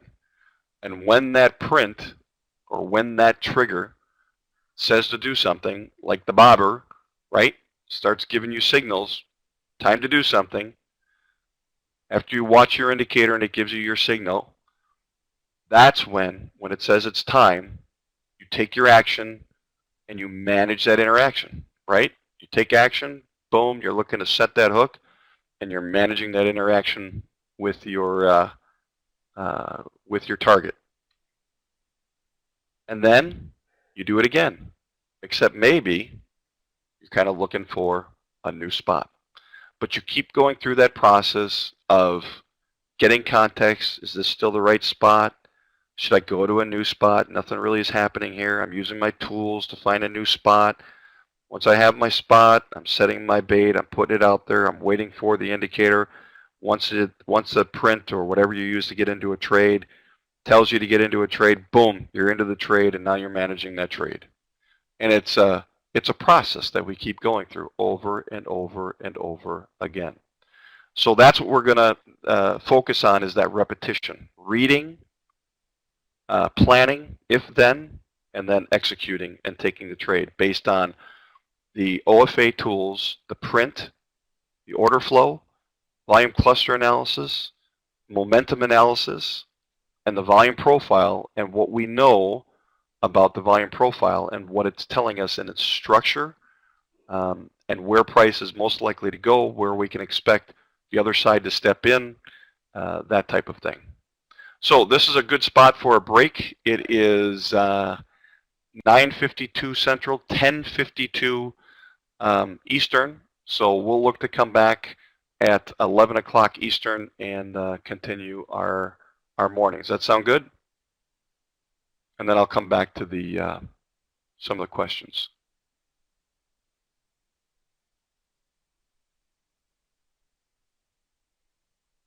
All right. We will be back at, right around 11 o'clock Eastern, 11:02. We'll give people a good 8 to 10 minutes to take a break.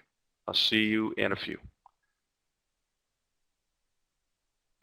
I started talking about this yesterday, and actually the first day, which was the way that I trade is by listening to buyers and sellers. And so everything that I've done in my own trading and what this course is based on is learning how to read the context of the buyers and the sellers, because it is the only way that I have found to keep myself objective and not to be like the cowardly lion in trading, and to feel like I have a sense of control over what I'm trying to do. And it honestly is the only way that I have found to have success in consistent success in trading. And so everything that I've done in terms of building an education process around volume profile and the print has been towards getting out the information relative to the fundamentals. And one of the biggest one is you got to listen to buyers and sellers. They are the truth in the market. Your ability to manage your trades, your ability to manage your risk, your ability to manage the profit, it is, in my opinion, my experience, is significantly at risk unless you're using these tools that we're going through here. So any questions about that here? Let's see. In building volume profile analysis composite over a long period of time, seems quite slow beyond 60 days. Is there something I'm doing wrong? You're using a 30-15 probe rotation. No. Yeah, it takes a long time to build. It's looking at the print, and it's not an issue. It does take a little bit of time because there's a lot of data there, and something that DB and I have started to have a conversation about.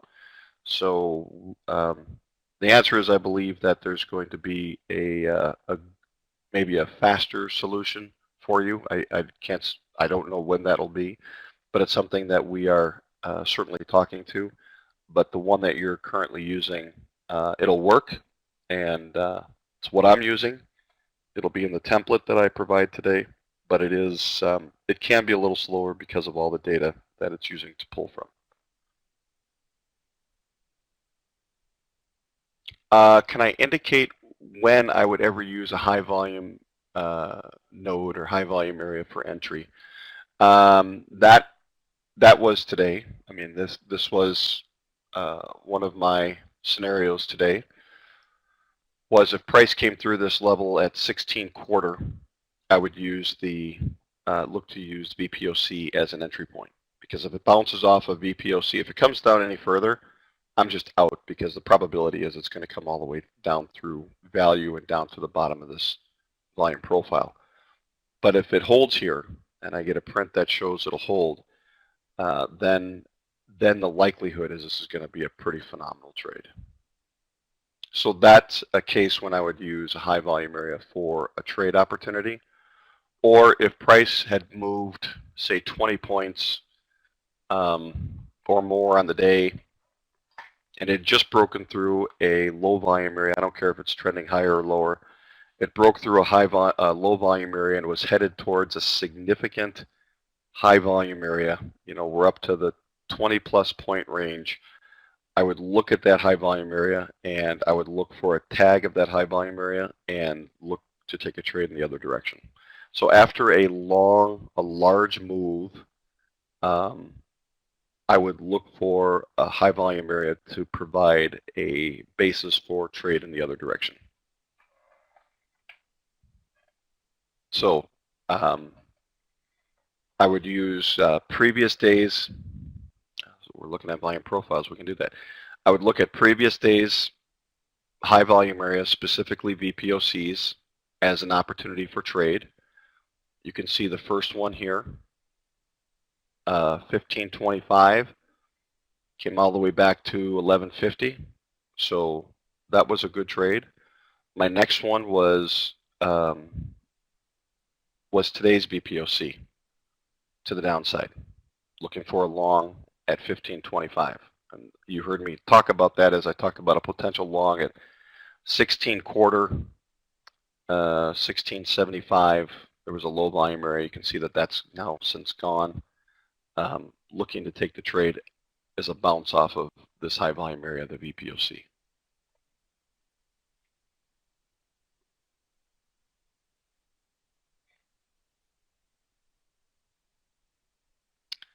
I've talked about weak in one side and strong in the other. What is an LVN? LVN is, some people call it low volume node. I call it a low volume area.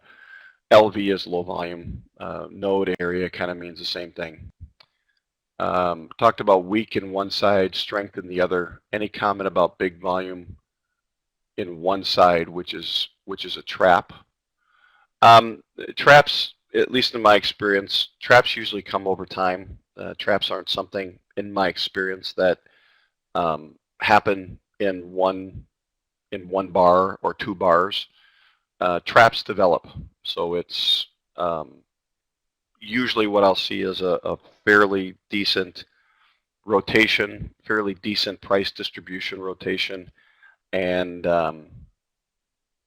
I'll see selling happening at the top, buying happening at the bottom, and in my experience, it's either one or two things are going to happen. It's either buyers that are kind of collecting shorts for a stop run, or shorts collecting longs for a stop run.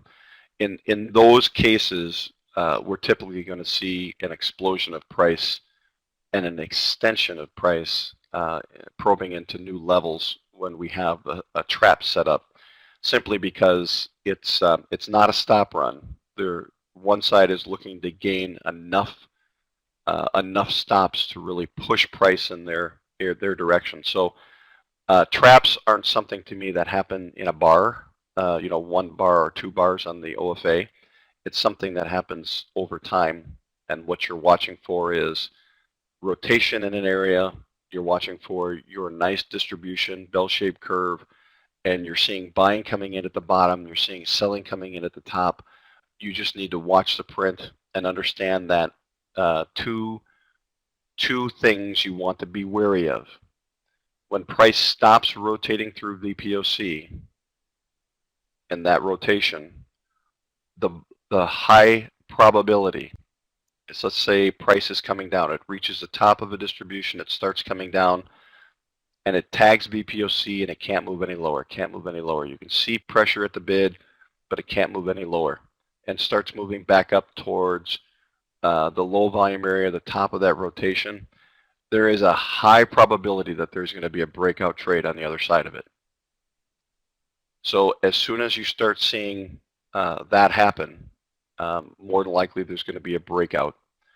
Also, if you're if you're trading and you're noticing at the bottom strength coming back into the bid at any given time, you're at the top, strength coming back into the offer, it's another good sign that there likely is going to be a breakout. Now, in that scenario where price moves from bottom to top and top to bottom, let's say it moves from bottom to top and price moves up and you start seeing strength back into the offer, there may be a stop run at that point.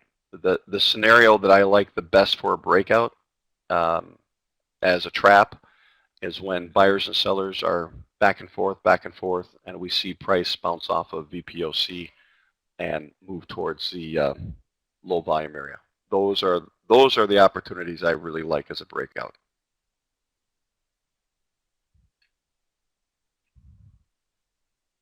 You see price coming right back down to our current low volume area, 1975. What I want you to pay attention to now is we have a nice finish, a nicer finish to the upside. We've attempted twice to get up there. A nicer finish to the upside. Our print, weak. What I'm looking for now is a potential of this level at 1975 not holding, and for price to come through 1975. Because we do have a finish. The other thing that we have, I want you to pay attention to, and this is, has a lot to do with structure. We have a pretty nice, very quick, small volume distribution here, but we're building out volume pretty strong right here in a very short amount of time. So what this is inherently telling us is that, in fact, we have sellers, we have buyers who have kind of, I don't want to say left the auction, but for right now, they seem to have left the auction. The fact that price really isn't moving higher on all of this additional volume suggests that there are more sellers, more activity at the bid, actually stepping in. And now what I would want to look at is a potential move back down to this level and this 16. Actually, it's 17 quarter. So let me get rid of that. Yeah, right down here. I want to see a potential move back down here. And this is really where I want to see what happens at the print. So this structure in the volume profile with all of this volume building, I mean, look how much time and activity it took to generate this much volume. And this has built a significant amount of volume in a very short time. The only way that that can happen without price continuing to move up is if there's a potential change in sentiment and sellers are holding buyers. It's the only way this volume could build out like this. Because if this were still aggressive buyers and not passive sellers holding the buying, then the price would continue higher. The fact that we have a relative decent finish now to the upside, and then when you look at the print, weakness at the offer, we're getting a strong probe to the downside. We came through 1975, and now looking for this level 17 quarter, 17. I want to see what happens here. If we get a strong bounce off of 17 quarter, then I would tell you the target to the upside is going to be 27.50 and 30.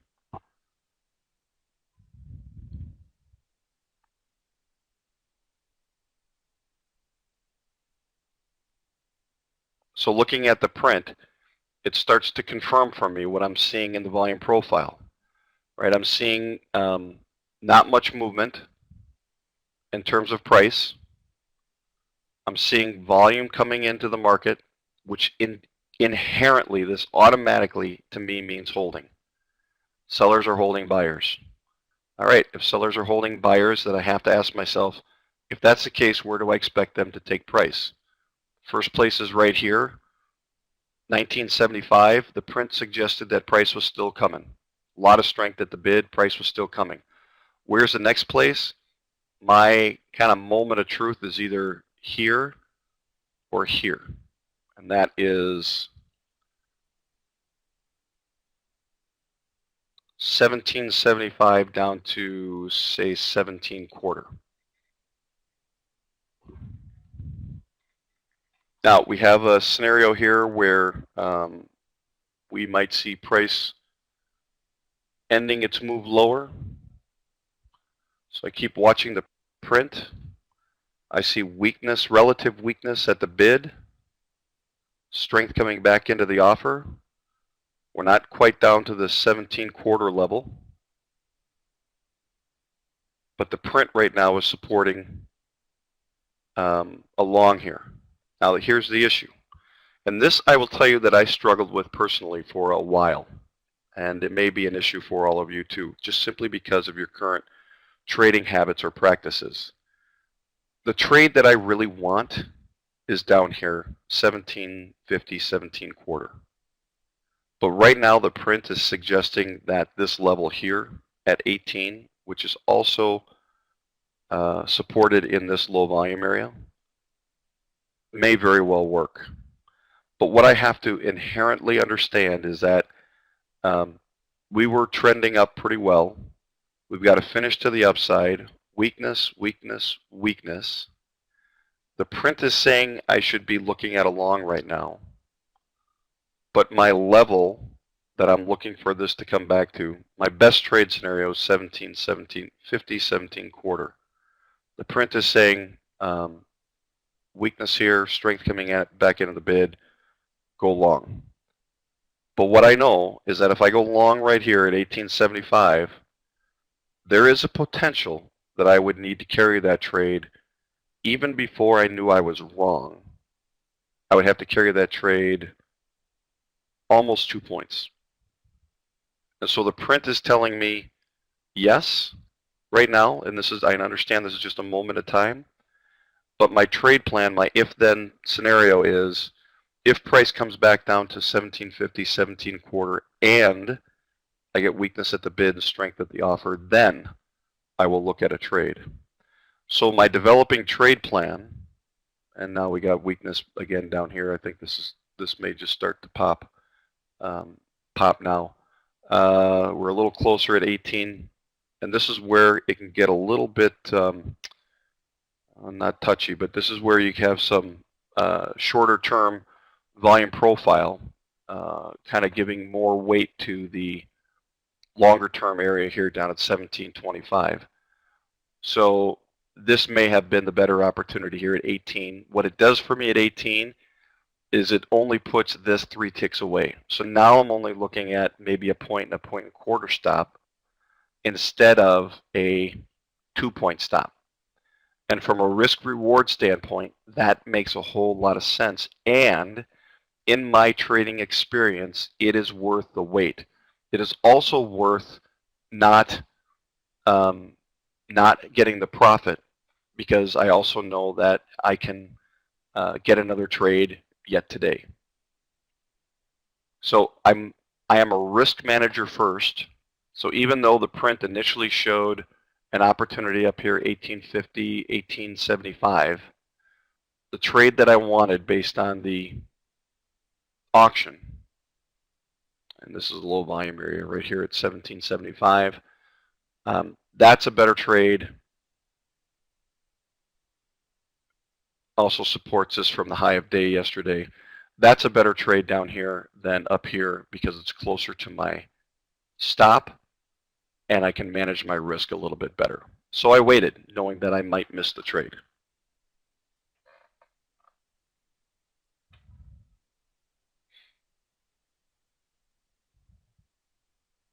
All right. Am I looking at the finish on the 12.4 chart since it looked like a nice finish on the 6.4? Yeah, I can do this pretty quick here if I want to see the finish to this. It doesn't matter where I draw this.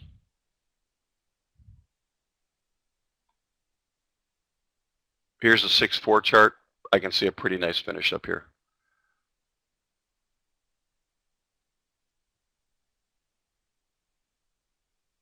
I'm looking primarily at the last 3 to 4 bars. It doesn't have to be a complete stair step up. You'll see volume at 2175. But what's interesting about this, and taking only this snapshot of the volume profile, is what do you see if you were in a long and you just took this profile from this breakout here on up? What you see is a low volume area starting at 1950 all the way up through 2050. So since there's a finish up here to the upside, and as price was moving up and down, as part of this profile right now, I can see a low volume area in this, just this activity.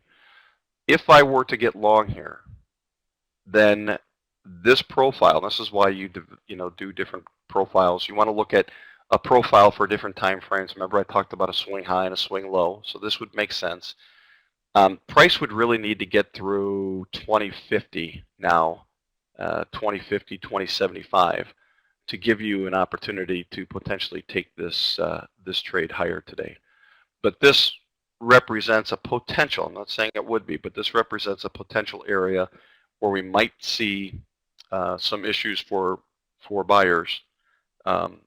If we're going to see a little bit more here.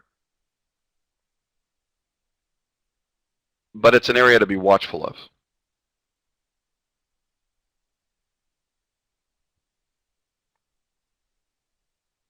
Again, the print is showing at the bid weakness, weakness, weakness. We had, what we see in this is we had strength back down at the offer here. Good strength, really good volume back down at the offer here. Right there at 1919. So a lot of, call it support, whatever you want, but a lot of buying activity at the offer between 1850, let's even call that up to 19 quarter. So what we would want to see if we were in the long is we would want to see continued strength at the offer at 1950, 1975, and what we don't know, and this is the hard part, what we don't know is if we're going to get that strength, if we're going to get strength at 1950, 1975. And this is what I mean when I say that the print is truth. Right now it doesn't show it. All you have to work with to manage your trade is what you have on this screen. You can't assume anything. You can't project anything. This is your truth, so to speak. So we're in this trade, you're watching, you want to see strength, which we're getting back at 1950. So this is in this trade, and again, I can tell you this is I'm a trader before I'm a trainer, and if I start getting into this trade, and you'll see this tomorrow and Friday, start getting into this trade, I'll talk through it, but I really focus on these numbers, and you may hear what sounds like distraction because I would be distracted. So what you'd want to see in this trade, again, is strength coming back into the offer, which we have. You're good, you're good, you're good. As long as there is weakness at the offer and strength back into the bid, you have to say to yourself, you have to be objective and say, there's additional risk. There's additional risk in this trade until something changes. So that's, we see strength at 20. We want to see strength up through 2050. We want to see strength up through 2050. At that point, we're likely to come and test at least 21 quarter. Why? Because even in this really small distribution, that's still the highest volume point. While it's not the volume point of control, this is where the trade is happening right now. Remember, I default to the most current context because that is what buyers and sellers are actually doing. I default to the most current context. So what I need to see now is I need to see price get through this. And the only way it's going to do it is if there's significantly more activity at the bid. So I'm using this very small intraday volume profile to help me manage this long. And what do I see? Weakness at the top here at the offer. What's the result? Now I'm getting buyers who had some conviction here and here, right? See the conviction in the buying here? Look at now they're stepping aside. So if I'm long down here off of this level, say I'm long 18 quarter or 1850, how am I feeling about this trade? And that's why I tell you that when you get this kind of, you have a scenario where you got a low volume area above you, you got a nice finish to the top, you need to let the print dictate your scales. I got a neutral auction relative to the volume cluster. I can see a little bit of battle going on here, buying, selling, neutral. This market is in a little bit of flux. Once I got this combination, the weak, and this is I think what I said before, is as soon as I get weakness at the offer and strength at the bid, I'm scaling. Because I don't have any evidence right now that this is unfinished to the upside. And the only evidence I have that it could potentially retest that area is if it gets through 2050 and starts showing strength at the offer back at 2075. If that does not happen, then my trade continues to be at risk. Will the trade work? That's just it. I don't know. Nobody knows whether or not the trade will work, which is why I rely on the print to tell me when I need to scale. Now, it's awesome to be able to get into a trade and just hold it and let it run, let it run, let it run, and take 6, 7, 8, 9, 10 points, and you can stand back and feel like, you know, the king of trading, and you know exactly what you're doing, and you read it right, and oh my goodness, aren't you wonderful? But the reality is, this is I get back to your trading objective. You are a risk manager first, and you should be trading to a specific financial objective every day. That could be $400, $200, $500. And when you pay attention to the print and you take your profit when the print says, I'm kind of done here, and you know that there's nothing supporting a potential return up here, plus the fact that now you got to get through 2050, and this says, nope, we're done here right now. That says take profit, take profit, take profit. And that's the objectivity that you have to have. When you can start having that kind of objectivity, then so put it in a baseball analogy. I hope this makes some sense. You know, it doesn't matter if you get a home run in an inning, because a home run can be just 1 point. But if you got a bunch of hitters on your team and you can get hit after hit after hit after hit, you can still score a whole bunch of runs and meet your objective. And a lot of hits will still get you to your objective versus a couple of home runs. And when you're trading to a financial objective every day, then trading objectively like this allows you to take away your pride of trying to get that big run and that big trade and take what the market is giving you, because then you avoid this psychological setup.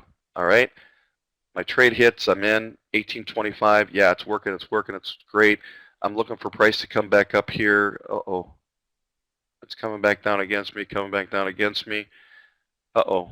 Okay, I'm going to give it a little bit more room to work. Where am I going to let it work to?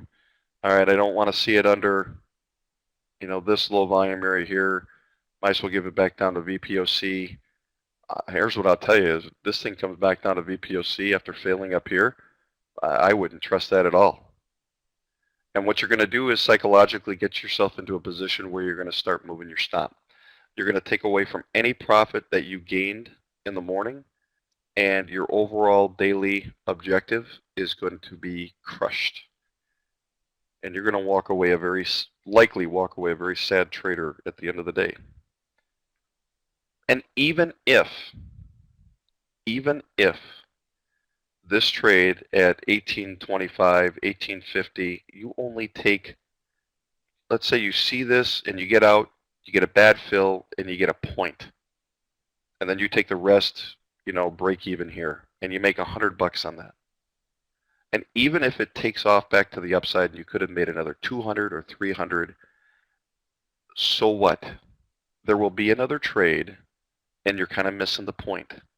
The point is to manage your risk using the information that is most important, which is buyers and sellers.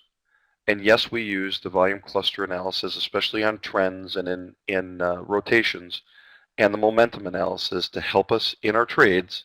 We use those things. However, nothing is more true than the print, especially at a moment in time. So we did come back to where? I still want to see this at 17. Call me old-fashioned, call me stubborn, that's fine. But I want to see something that looks like this at 17 quarter 17. Good strength at the bid, at the offer. Real good weakness at the bid down here. When I look at this print down here, and this may have just been exhaustion to the downside, now I've got a scenario where I would look for a long here at 18.25, and if I started getting any strength back at 18 at the bid, I would be out of the trade. But the thing that I have to look at, remember my story now, is I've got weakness, weakness, weakness, weakness, weakness at the offer. In order to hold on to this trade, if this stays weak and price starts coming back down and I start getting strength at the bid, I'm done. For me to stay into this trade now, I need to see strength at the offer. Strength, more strength, and more strength.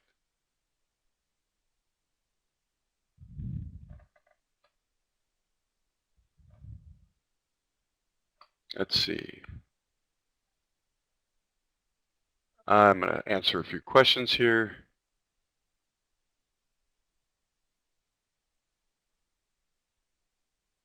Question, so I would not consider taking a short until we got below 17 quarter. And that is relative. Yes. I would want to see 17 quarter, and then I would want to see price come back up and fail at 17 quarter. And then I would look for a trade at least to 15 and a quarter and possibly back down towards 12 and, maybe even down to this low volume area. But I would look for 12, 11.75, that area. So yes, that's one of my conditions for a short. So while, and this looks like it's moving up now, while I can see weakness at the offer here, and it looks like it's finished here. When I go back to my bigger picture, we're still into this upper distribution right here. And what I know is if I get into that trade, and it did touch 17 quarter, that was in my longer term low volume area, and I take that trade and we continue to get strength back in at the offer through these lower volume areas, then if this auction re-engages, let's say I take one off at 1950, we get through 2050 and the auction re-engages to the upside at the offer back up at 22 to 2250. I'm feeling, we got a little bit of a low volume area here from yesterday, but I'm feeling pretty good about a next scale right in front of this high volume area of this distribution, somewhere around 24, 25, 24 level, and then possibly look to hold a final contract all the way up to the top of yesterday.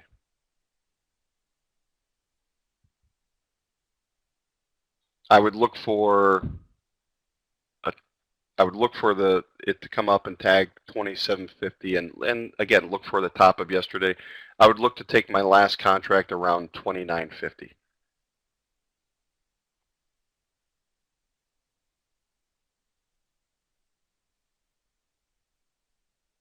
Uh, 1875 is the IB.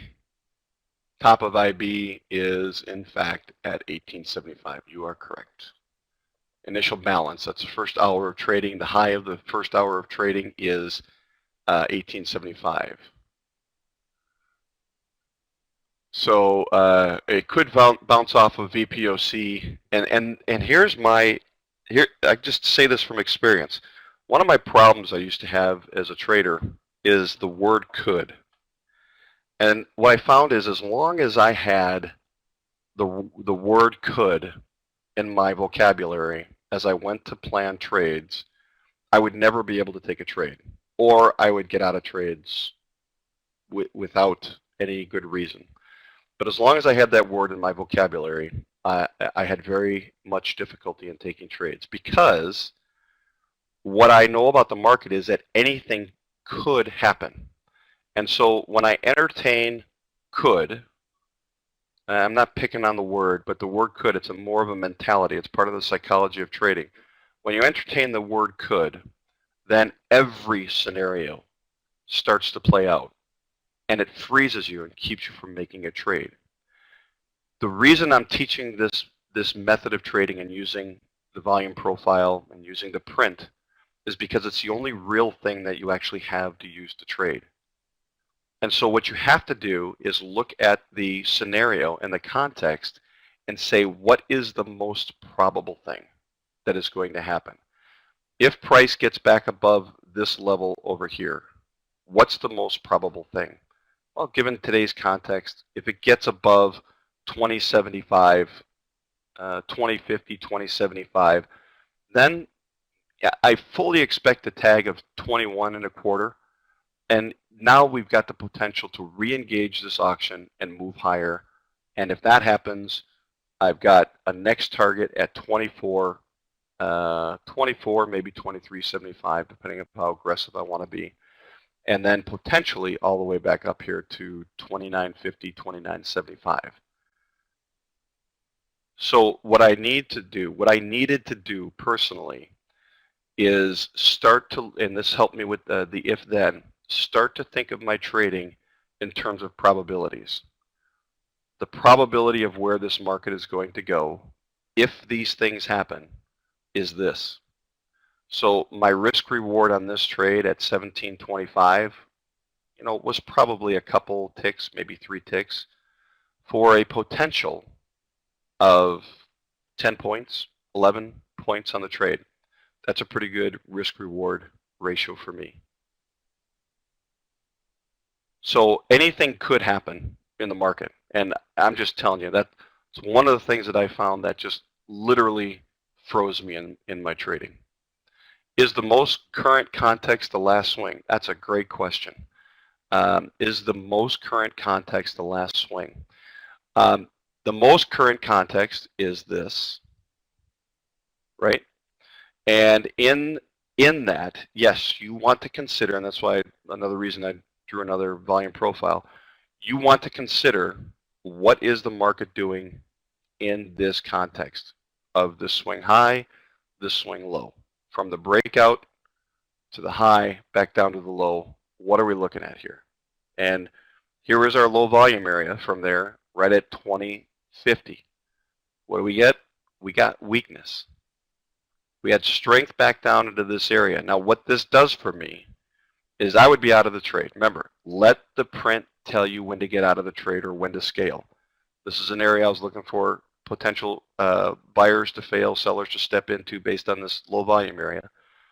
When I got this strength at the bid, weakness at the offer, that tells me I better scale out of this trade. Let's say I got into that trade down here.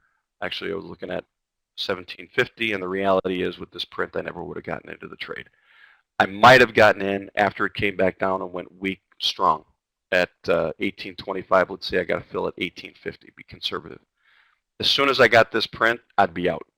Say I got a bad fill looking at 19.75, I'd have taken a little bit more than a point. If I went in with 2 contracts, that's another $100. So in a matter of 15 minutes, I've got another $200. I'm now $60 away from my target.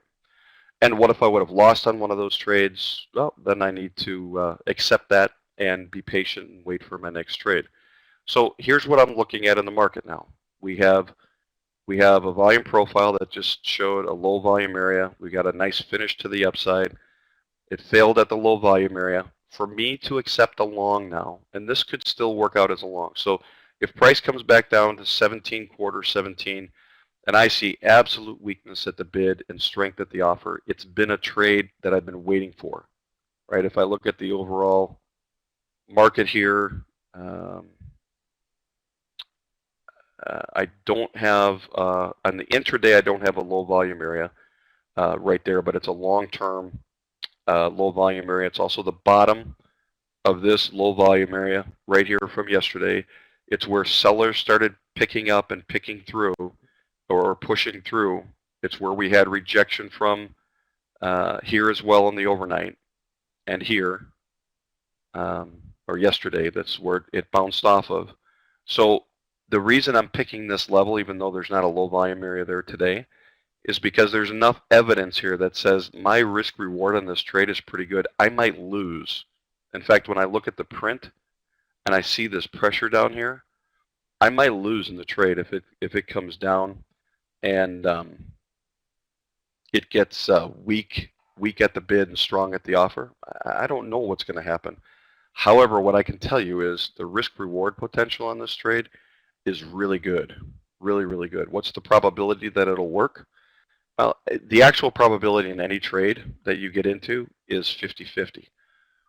If the trade works, however, and price starts moving up, the probability of this trade at least getting to 1925 and giving me profit is pretty good. If it gets through 2050 and 2075, the probability of re-engaging this closed auction up here is pretty good, and I'll be able to see that in the print. So I have means and mechanisms by which to manage this trade long back down here at 17.25, 17. And if I start to see any activity back at the bid and the bid starts growing heavy back at 17.50, 17.25, I can simply choose to get out of the trade, put my stop at a couple of ticks. And if we get a stop run, meaning a lot of strength to the bid, then all of a sudden weakness, and it pops right above 17.25 with strength at the offer, I'll just jump in again because my risk reward on this trade is still a potential of 10, 11 points to the upside. So this is my scenario. My setup is this.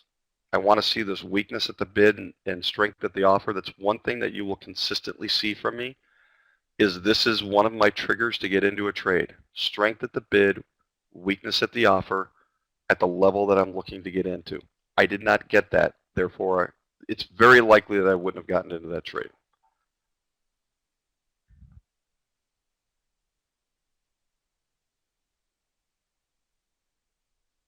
I see occasional instances where the bid goes strong, but the price is not going down. Is that buyers hitting the bid, sellers hitting the bid, sellers hitting the bid? If you see strength at the bid, but price is not going down, and here's a great example of it. This is very clearly buyers that are holding the bid. This was a boatload of limit offers, limit orders at the bid that absorbed all of the sellers' aggressive activity. This was holding the bid right here. A lot of activity, price is not moving. Hope that helps. That out-of-pocket experience feeling.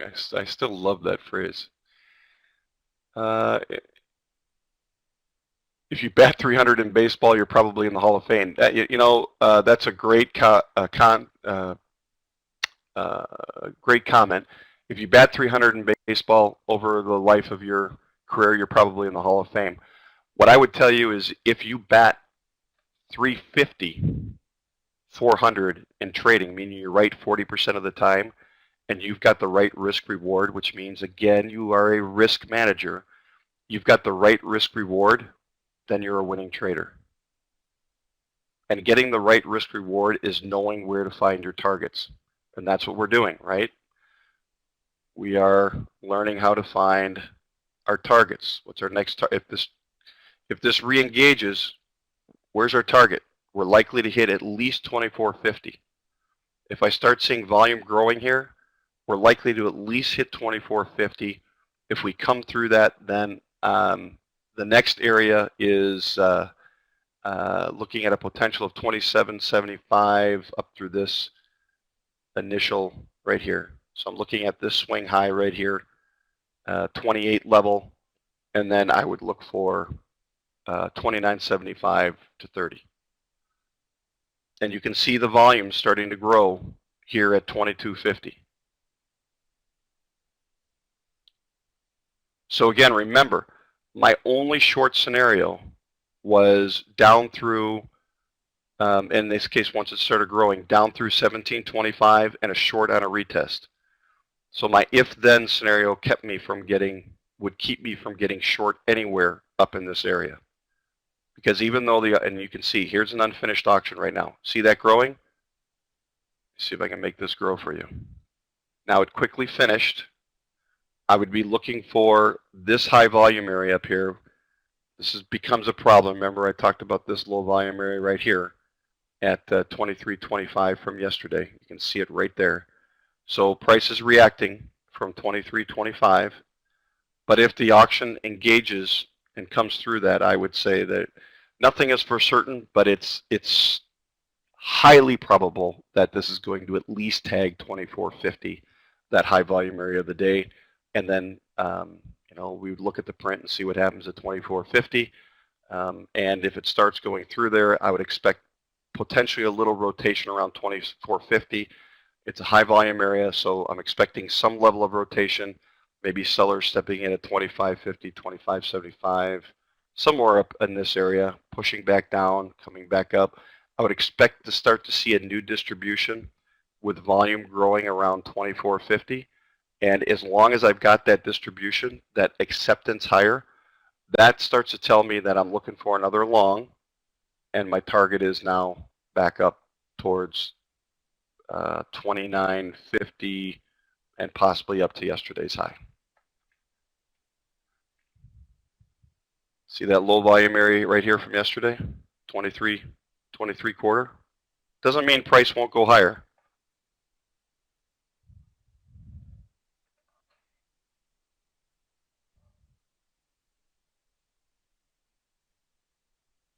Do I quit at my objective? That's a great question, Gary. I will, if I have a contract left over that I'm looking to run and I'm past my objective, I will let that contract run through my objective, but I won't let it take me down below my objective. But when I'm at my objective, I am looking to be done. I'm looking to be done, and this is my personal training. Everybody's got to make sure they have their own as well. But what I have found is that beyond my objective, I start getting greedy, and I make my objective, not just as a minimal threshold for a standard of living or whatever it may be, but I've done my analysis and know what I need to make. So my objective is my objective. I find that once I start getting past my objective, I can start getting greedy. There's a potential of making a lot more in a market, and if I see a trend, if the market is trending, and it's giving me a trend signature, I may look potentially at adding into a position or looking to extend my objective. But typically what I'm looking for is to be done at my objective, because I know that if I meet my objective most days and I manage my risk on the days that I'm not really getting the market, I'm not seeing it, it's doing something different or acting erratic, I know that overall my business, I'm going to be profitable. I'm going to be one of the 5 to 10% that make it in the business. So let's see. I'm getting our way instead of letting the market tell us what to do. To your previous fishing analogy, we can tell fish where to go. We can only reel our line and go to another spot. That's excellent. Hey, way to take that analogy even further. Right. You can't tell the fish where to go. You can only reel in your line and go to another spot. That's exactly right. And that's perfect. You understand what you can control, and you got to get yourself to the position of where you can make objective decisions about what you know you control. When you can do that, you will find your trading success consistent. It's when you feel a lack of control because you're not looking at the print, you're not understanding how to read the context in the market. When you have that lack of control, that's when you start moving your stops. That's where you start guessing at targets. That's where you start, you take a little loss and you get out of the market, and or you get aggressive, or you get revengeful in your trades, is when you don't understand what it is that you control. That's when your psychology is messed up big time. And again, one of the things I found to consistency is this method of trading, using all of these tools. And again, I'll do it over and over again. I'll give OFA props and plugs, but I have not come across a better tool to show me the auction, and that's why I use it. Biggest issue to overcome from being rewarded for doing the wrong thing. My biggest issue to overcome came from being rewarded for doing the wrong thing. Okay, why 17 a quarter? What's the magic number? Why is that? I will show you. It's a great, great question.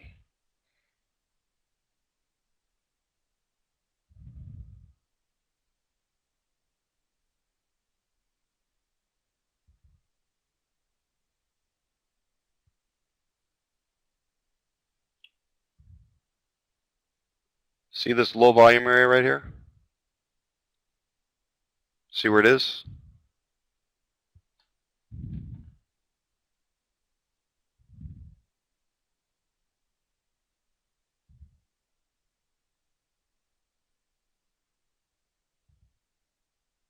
That's why.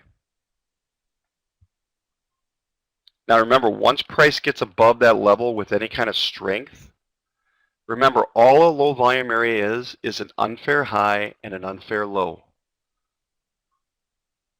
The day confirmed a little bit of a low volume area, but once price gets above that level with any kind of strength, this now becomes, I'm looking at it as an unfair low.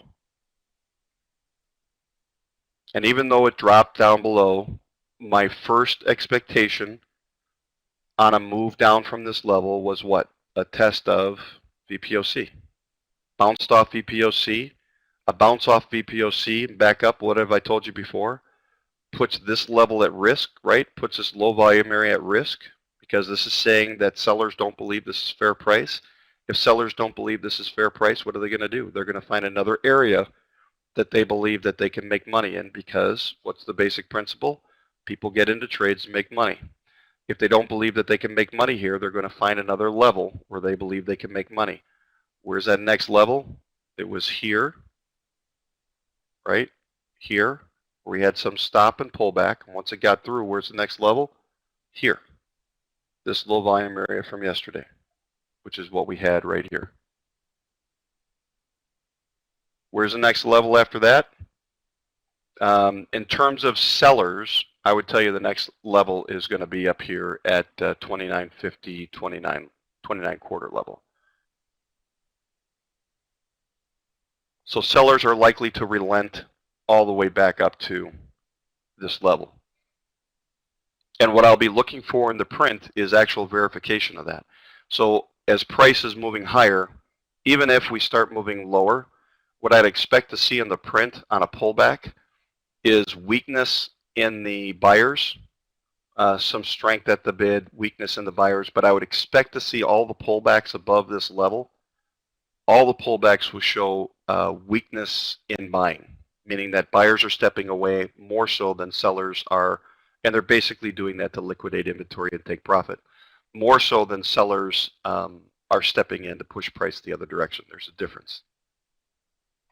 So that's why 17.25, but as price came through and we looked at the print, I talked about an entry here with a stop and then another entry right here at 15.25. I think I was pretty clear about that. Would I look to go long from 20.50 provided the print showed strength at the offer and the weakness at the bid? 20.50, oh, right here? Yes, yes. Now just remember, we've got to finish to the auction. I would need to look and see what the print looks like. Oh yeah, with this, as this left open, this was absolutely a trade. This kind of print right here tells you the price is coming back there. At the very least, price is coming back to tag 22.50. You see strength here and this kind of number at the offer. It's not done auctioning up at that point. And now we're getting weakness at the offer, strength at the bid. Again, I start looking below. I still seeing good support. Look at right here on a pullback. Remember what I told you about a pullback? We'd expect to see weakness in the offer, a little bit of weakness there. We're still seeing strength at the bid, so I would still feeling pretty good about the trade and the potential for higher, potentially higher prices. However, the print is telling me buyers, at least right now, are done at 22.50. So I go back to my profile and say, well, if buyers are done at 22.50, that's fine. There's 22.50. Where might they re-engage? Well, they might re-engage here at 20.75, possibly down to 20.50, and 19.75, or back in front of this low volume area at 18.50. So then I start making a decision about, okay, if I got out of this trade, I'm looking for, or I got out of this trade, I'm looking for another long. What are the scenarios? What's my if-then scenario that would create another long for me? And that's right here, like you just talked about, 20.50, 20.75, with the print confirming, which it did right here for another long. As soon as the print, this is done up here, the auction shows finished, so it's done up here. Again, that's all you have is this truth. Might it go higher? Yep, absolutely might go higher. Do you know if it's going to go higher? Nope, you don't know if it's going to go higher. So again, you keep taking your singles, leave in the sports vernacular there, leave some contracts to continue to run, and you manage your risk. And again, at the end of the day, your goal is to hit your objective. You do that, and you're going to be in good shape. Let's see. So that's my macro profile. Yes, the 17 quarter is on my longer term time frame. Yep. Are there sellers at 29? What I'm looking at 29, and honestly, these questions, I knew that these were going to start to come once I got into the charts. This is what happens every single time. And this is perfect because as you ask your questions and I get your questions answered, and I repeat, this is the thing that's going to start helping you transform that information into knowledge. So what I'm looking at yesterday's auction is this. See that little bump in volume right there from yesterday's auction? A little bump in volume and followed by a little bit lower volume area, 29.50. I'm looking right in front of that here at 29 quarter 29. I'm looking for a potential of sellers stepping in here at 29.25, possibly 29. So that's where I'd be I'm trying to scale out ahead of this, so that's where I'd be looking for potentially another scale if the auction re-engaged, and outside of this low volume area, if it re-engages, again, I can't guarantee this, but there's a high probability we're going to hit 24.50, and then beyond that, further up, you got to just watch out for this 27 area, but actually more like 28.50, since this was the reason I'm looking at that low volume area as opposed to this one right here. Let me expand this a little bit more. Trying to make this bigger. We got a little bit of low volume area here yesterday at 27.25 and 28.50. The reason I'm looking at 28.50 more so than this one is just because at 27.25 it didn't appear to be an unfair high or low. Price came through it pretty significantly. This level, at least initially yesterday, acted as an unfair high. So there's potential that it will do so again today. And then you can see the responsive selling up here. So we know we have, at least yesterday, we have buyers or sellers that engaged, actively initiated trade up in this area. And this was the first place that they initiated trade. So might they do it today? Yes, they might do that today. That's the first place that I would look. Second place would be this 29.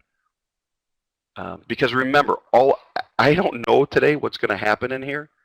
I'm building my if-then scenarios based on what yesterday these buyers and sellers said that they had interest in. And that's all I have to work with. And so what I look for is, here are opportunities. This is what they did. This is my most current context of buyers and sellers. So I'm using this as kind of a guide. And then I take my trades accordingly. And then I manage those trades in the print, and I let this be my most current context. And now, you know, the other thing that we can do is take a look now on this move where volume is coming in. And we can see, you know, if I move this back a little bit, you can see certainly a little bit of trend. This would support. This is how we start using our volume clusters, right, to support our trade. All of this is supporting a move higher, a breakthrough through this level and potentially higher. What I would need to see now to negate that is a selling cluster pretty much on the other side of this with a failed auction at the offer at the top of this. Does that make sense?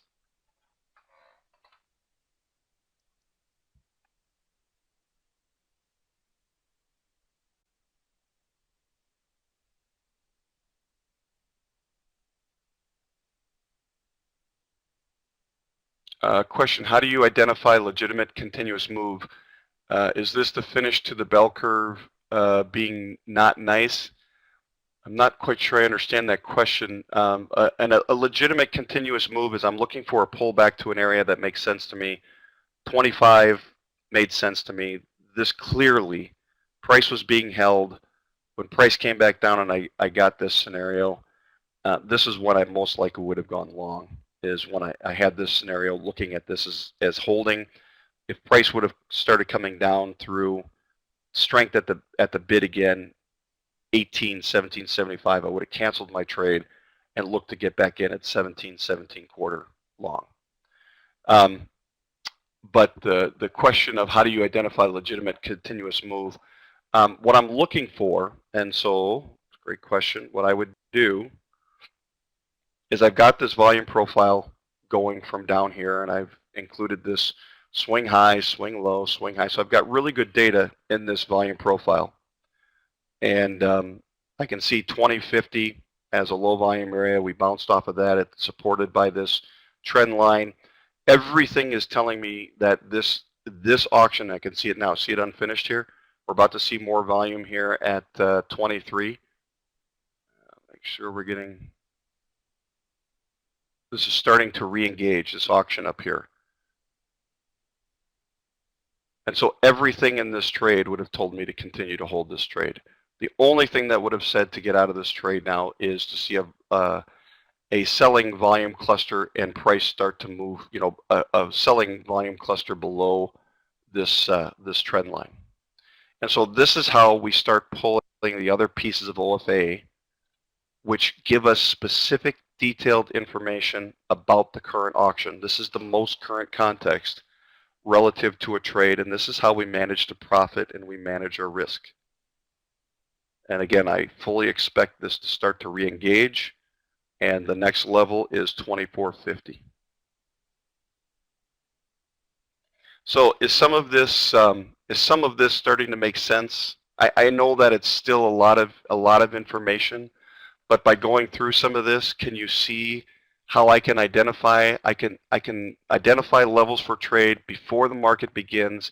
I can identify scenarios, right? If price starts going up, I can do this. If price starts going down, I can do this. And this is the evidence that I'm going to have that shows me price is going up or buyers are having influence on this market. As long as buyers are having influence on the market, then I'm looking for this, and I'm looking for a pullback, and I'm looking to get long as long as the print tells me to. And as long as the print and the volume profile and the other tools like the volume cluster and momentum continue to support my trade, then I can continue to take that trade into profit and towards my target. The scenario is playing out. As long as the scenario keeps playing out, I'm good with the trade, I'm good with the profit, and I don't need to be worried, I don't need to be concerned, especially if I've started to take profit already out of my trade and I'm in a position of I can't lose in the trade. And Ben, the whole purpose of today, like I said in the presentation, my goal is to move from information into knowledge. The only way of doing that is through repetition and for me to continue to repeat the guiding principles, the fundamentals, the elements of the volume profile, and to show you scenarios. Talk through the auction. Okay, this happened. If this happens, what are we looking for? Can we see that confirmed in the print? Not yet. What's the print telling us? Well, it's telling us it's finished to the upside. Okay, if it's finished to the upside, and the scenario is we have buyers who are more effective than sellers, then we would look for a long on a pullback. Where's the most natural place to look for a long? Here's our next. So if price comes back down to this level and we get this scenario that plays out, we're going long, right? So the whole goal over the next 3 days is to take that information now and show you how the scenarios are created, and to go through how to think through and how to use this information, the information that is readily available through the print and through OFA, to make objective decisions. And when you get to that point, I'm telling you, the level of control that you will feel in your trading will increase dramatically. Doesn't mean you're always going to win, but when you lose, you're going to be going back to that level, and you're going to be saying, why did this happen? What's the scenario? What is my next trade? What am I looking for? If this, then that. Does that make sense? So you're looking at the print for a legitimate continuous move. Yes, not much at the volume profile, or both. So what I'm looking for in the volume profile for evidence of a continual move is I'm looking for something other than this finish. Right now I got volume here at 23. These last 3 bars show me a little bit of a tailing off. The fact that this 23 is larger than 22.75, that tells me to a certain extent that sellers are still holding a little bit up here. So I need to see that change in the volume profile. And then relative to the other tools, I can see that this is going to come down a little bit more. Weakness up here. If price starts moving down, I got a neutral auction now. If I were to get a selling cluster, and this is developing, so it's not done yet. If this bar closes and I get a neutral auction or a selling cluster and price starts coming down, I'm just going to look to close that trade. The reality is I could see price come back all the way down to 20.75. And if it comes back down to 20.75, I can just get in if the print, or 20, I can just get back in if the print tells me to. But why give up that profit if I don't need to?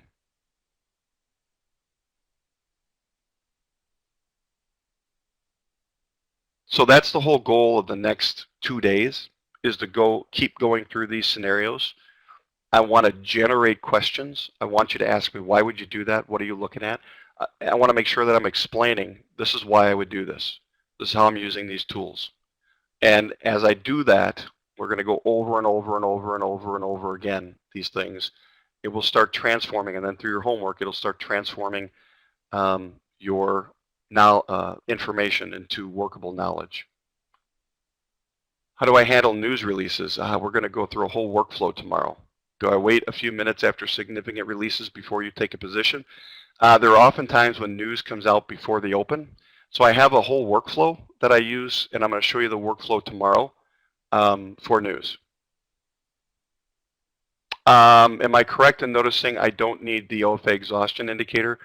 I don't necessarily use the OFA exhaustion indicator. If I'm scalping, I definitely want the OFA exhaustion indicator, and I've got a couple that help me to scalp. And when the exhaustion indicator occurs with the right print setup, then I can effectively scalp using the OFA exhaustion indicator. For what we're trying to do here and look at overall context of a market and use the basic order flow and the supporting combination of volume, cluster, and momentum, I did not feel that was, I felt that, especially with the exhaustion bars I have, that it may give us some false signals. And in learning this, it has a tendency to, because it's defined by me, not by the market, it has a tendency to distract from the pure auction. And that's why I don't have it here. Hope that makes sense. Buying cluster versus selling cluster, that's just a term, but this is a neutral. What it means is that in this bar, this cluster, these three prices right here had the most volume for this bar, and the overall impact or effect of the auction was neutral relative to activity at the bid and activity at the offer. The overall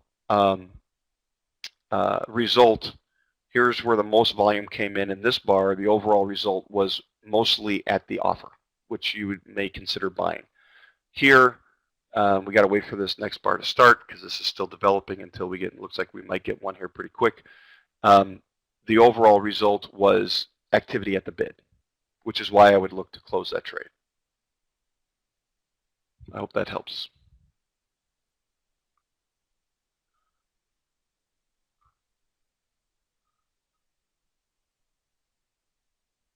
By the way, my question seems to have just set up right now at 1923. Oh, relative to, yes, okay. So relative to the, relative to continuation of a move. Hang on a second.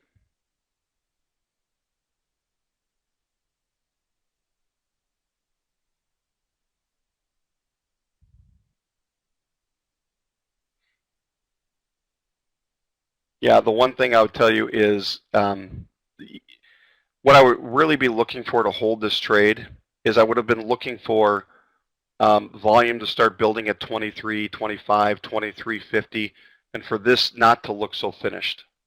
When this starts to look finished and I get a print,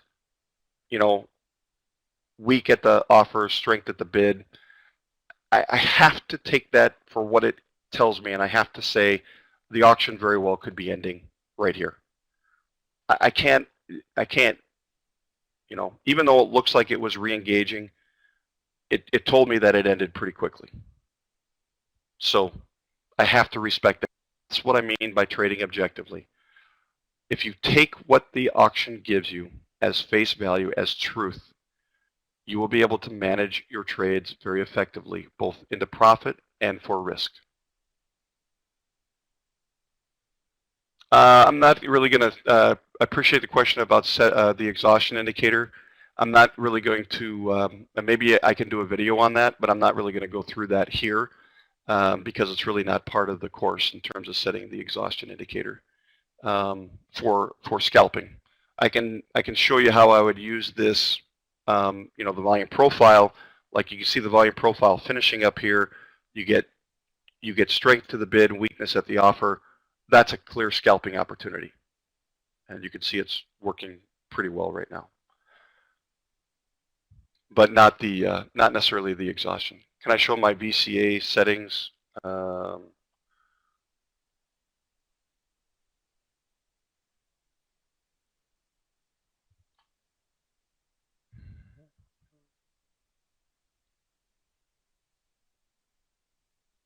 Three. Responsive spread is 3, initiating spread is 5, color custom code. I show secondary levels. I don't show additional levels or period classification. And you'll get this template today, so you'll have that. Yep. Yeah, another course on scalping that could be beneficial, but you can use this to scalp too. All right, we have exceeded 3 hours. Is that right already? Oh my goodness. So I wanted to go through reviewing volume profiles. We talked about overnight volume profile, advantage of a session-specific volume profile. I showed you this morning by looking at, and I talked about it yesterday. I'm very interested in the morning. I look at my overnight 1-minute chart to see where volume is coming in, significant volume spikes. That volume spike showed me about 5:30 a.m. Central Time this morning that there was a strong contingent of buyers that stepped into the market, and even when price checked back down towards that level, they stepped back in. The fact that we were getting VPOC near a long-term low volume area told me that we were likely to get a lot of volatility at the open, and that could mean one of two things: price moving strong in one direction or moving very erratically up and down. But it was going to likely going to move hard and fast, either one of those scenarios. So I think I've showed you, and you'll get the templates for the different charts to build volume profiles for each of the session templates. We talked about building if-then scenarios. Tomorrow we're going to start actually looking at using a document to document our levels to build a daily trading plan. Talked about marking the opening swing. Tomorrow morning I'll go through the closing swing from today. And then Thursday and Friday we're going to get into executing the trade plan and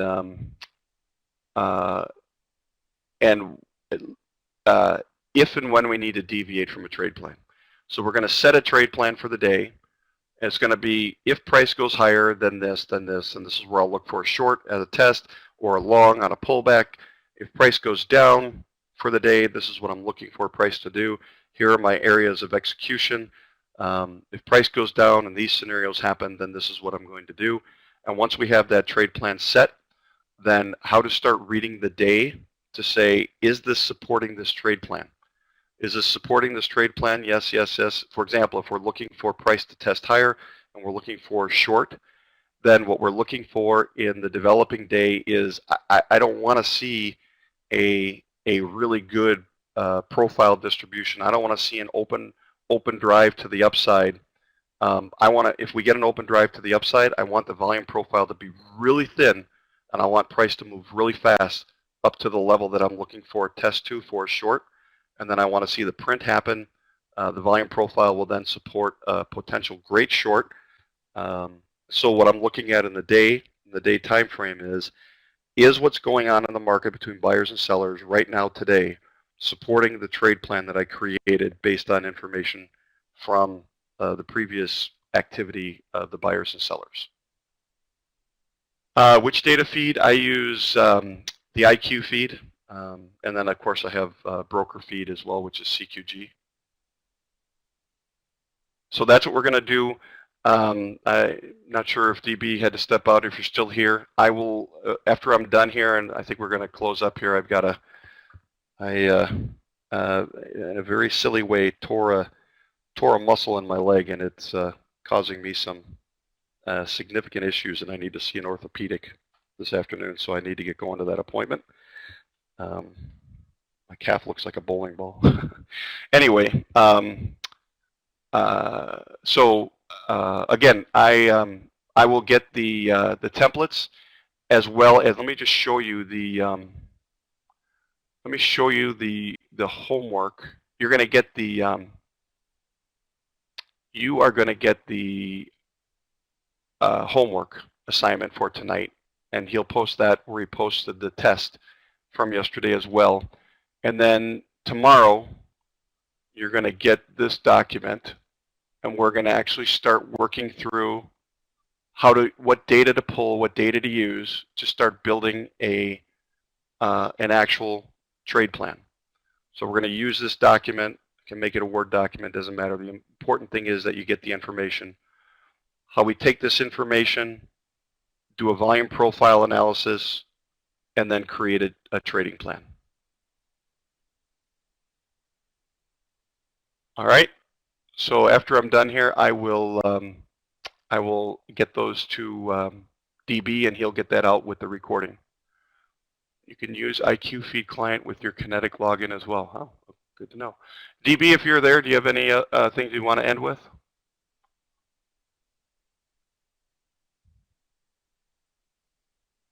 All right. I will go ahead and end this. We're a little over 3 hours for the day. Tomorrow we're going to start in the morning by developing a trade plan. We're going to do assessment of the overnight, and we're going to start building a trade plan for tomorrow. And then we're going to wait for the open. We're going to mark our open, and we're going to start looking at building scenarios as the day develops. Thank you, Peter. Good, good. Again, I know it's a lot of information, but my goal over the next 2 days is to keep showing you how to build these scenarios and execute. Can't tell you every trade's going to win, but I'm going to show you how to manage that and manage your risk successfully. Good. All right. Thank you all for sticking with me, asking the questions, and I look forward to tomorrow.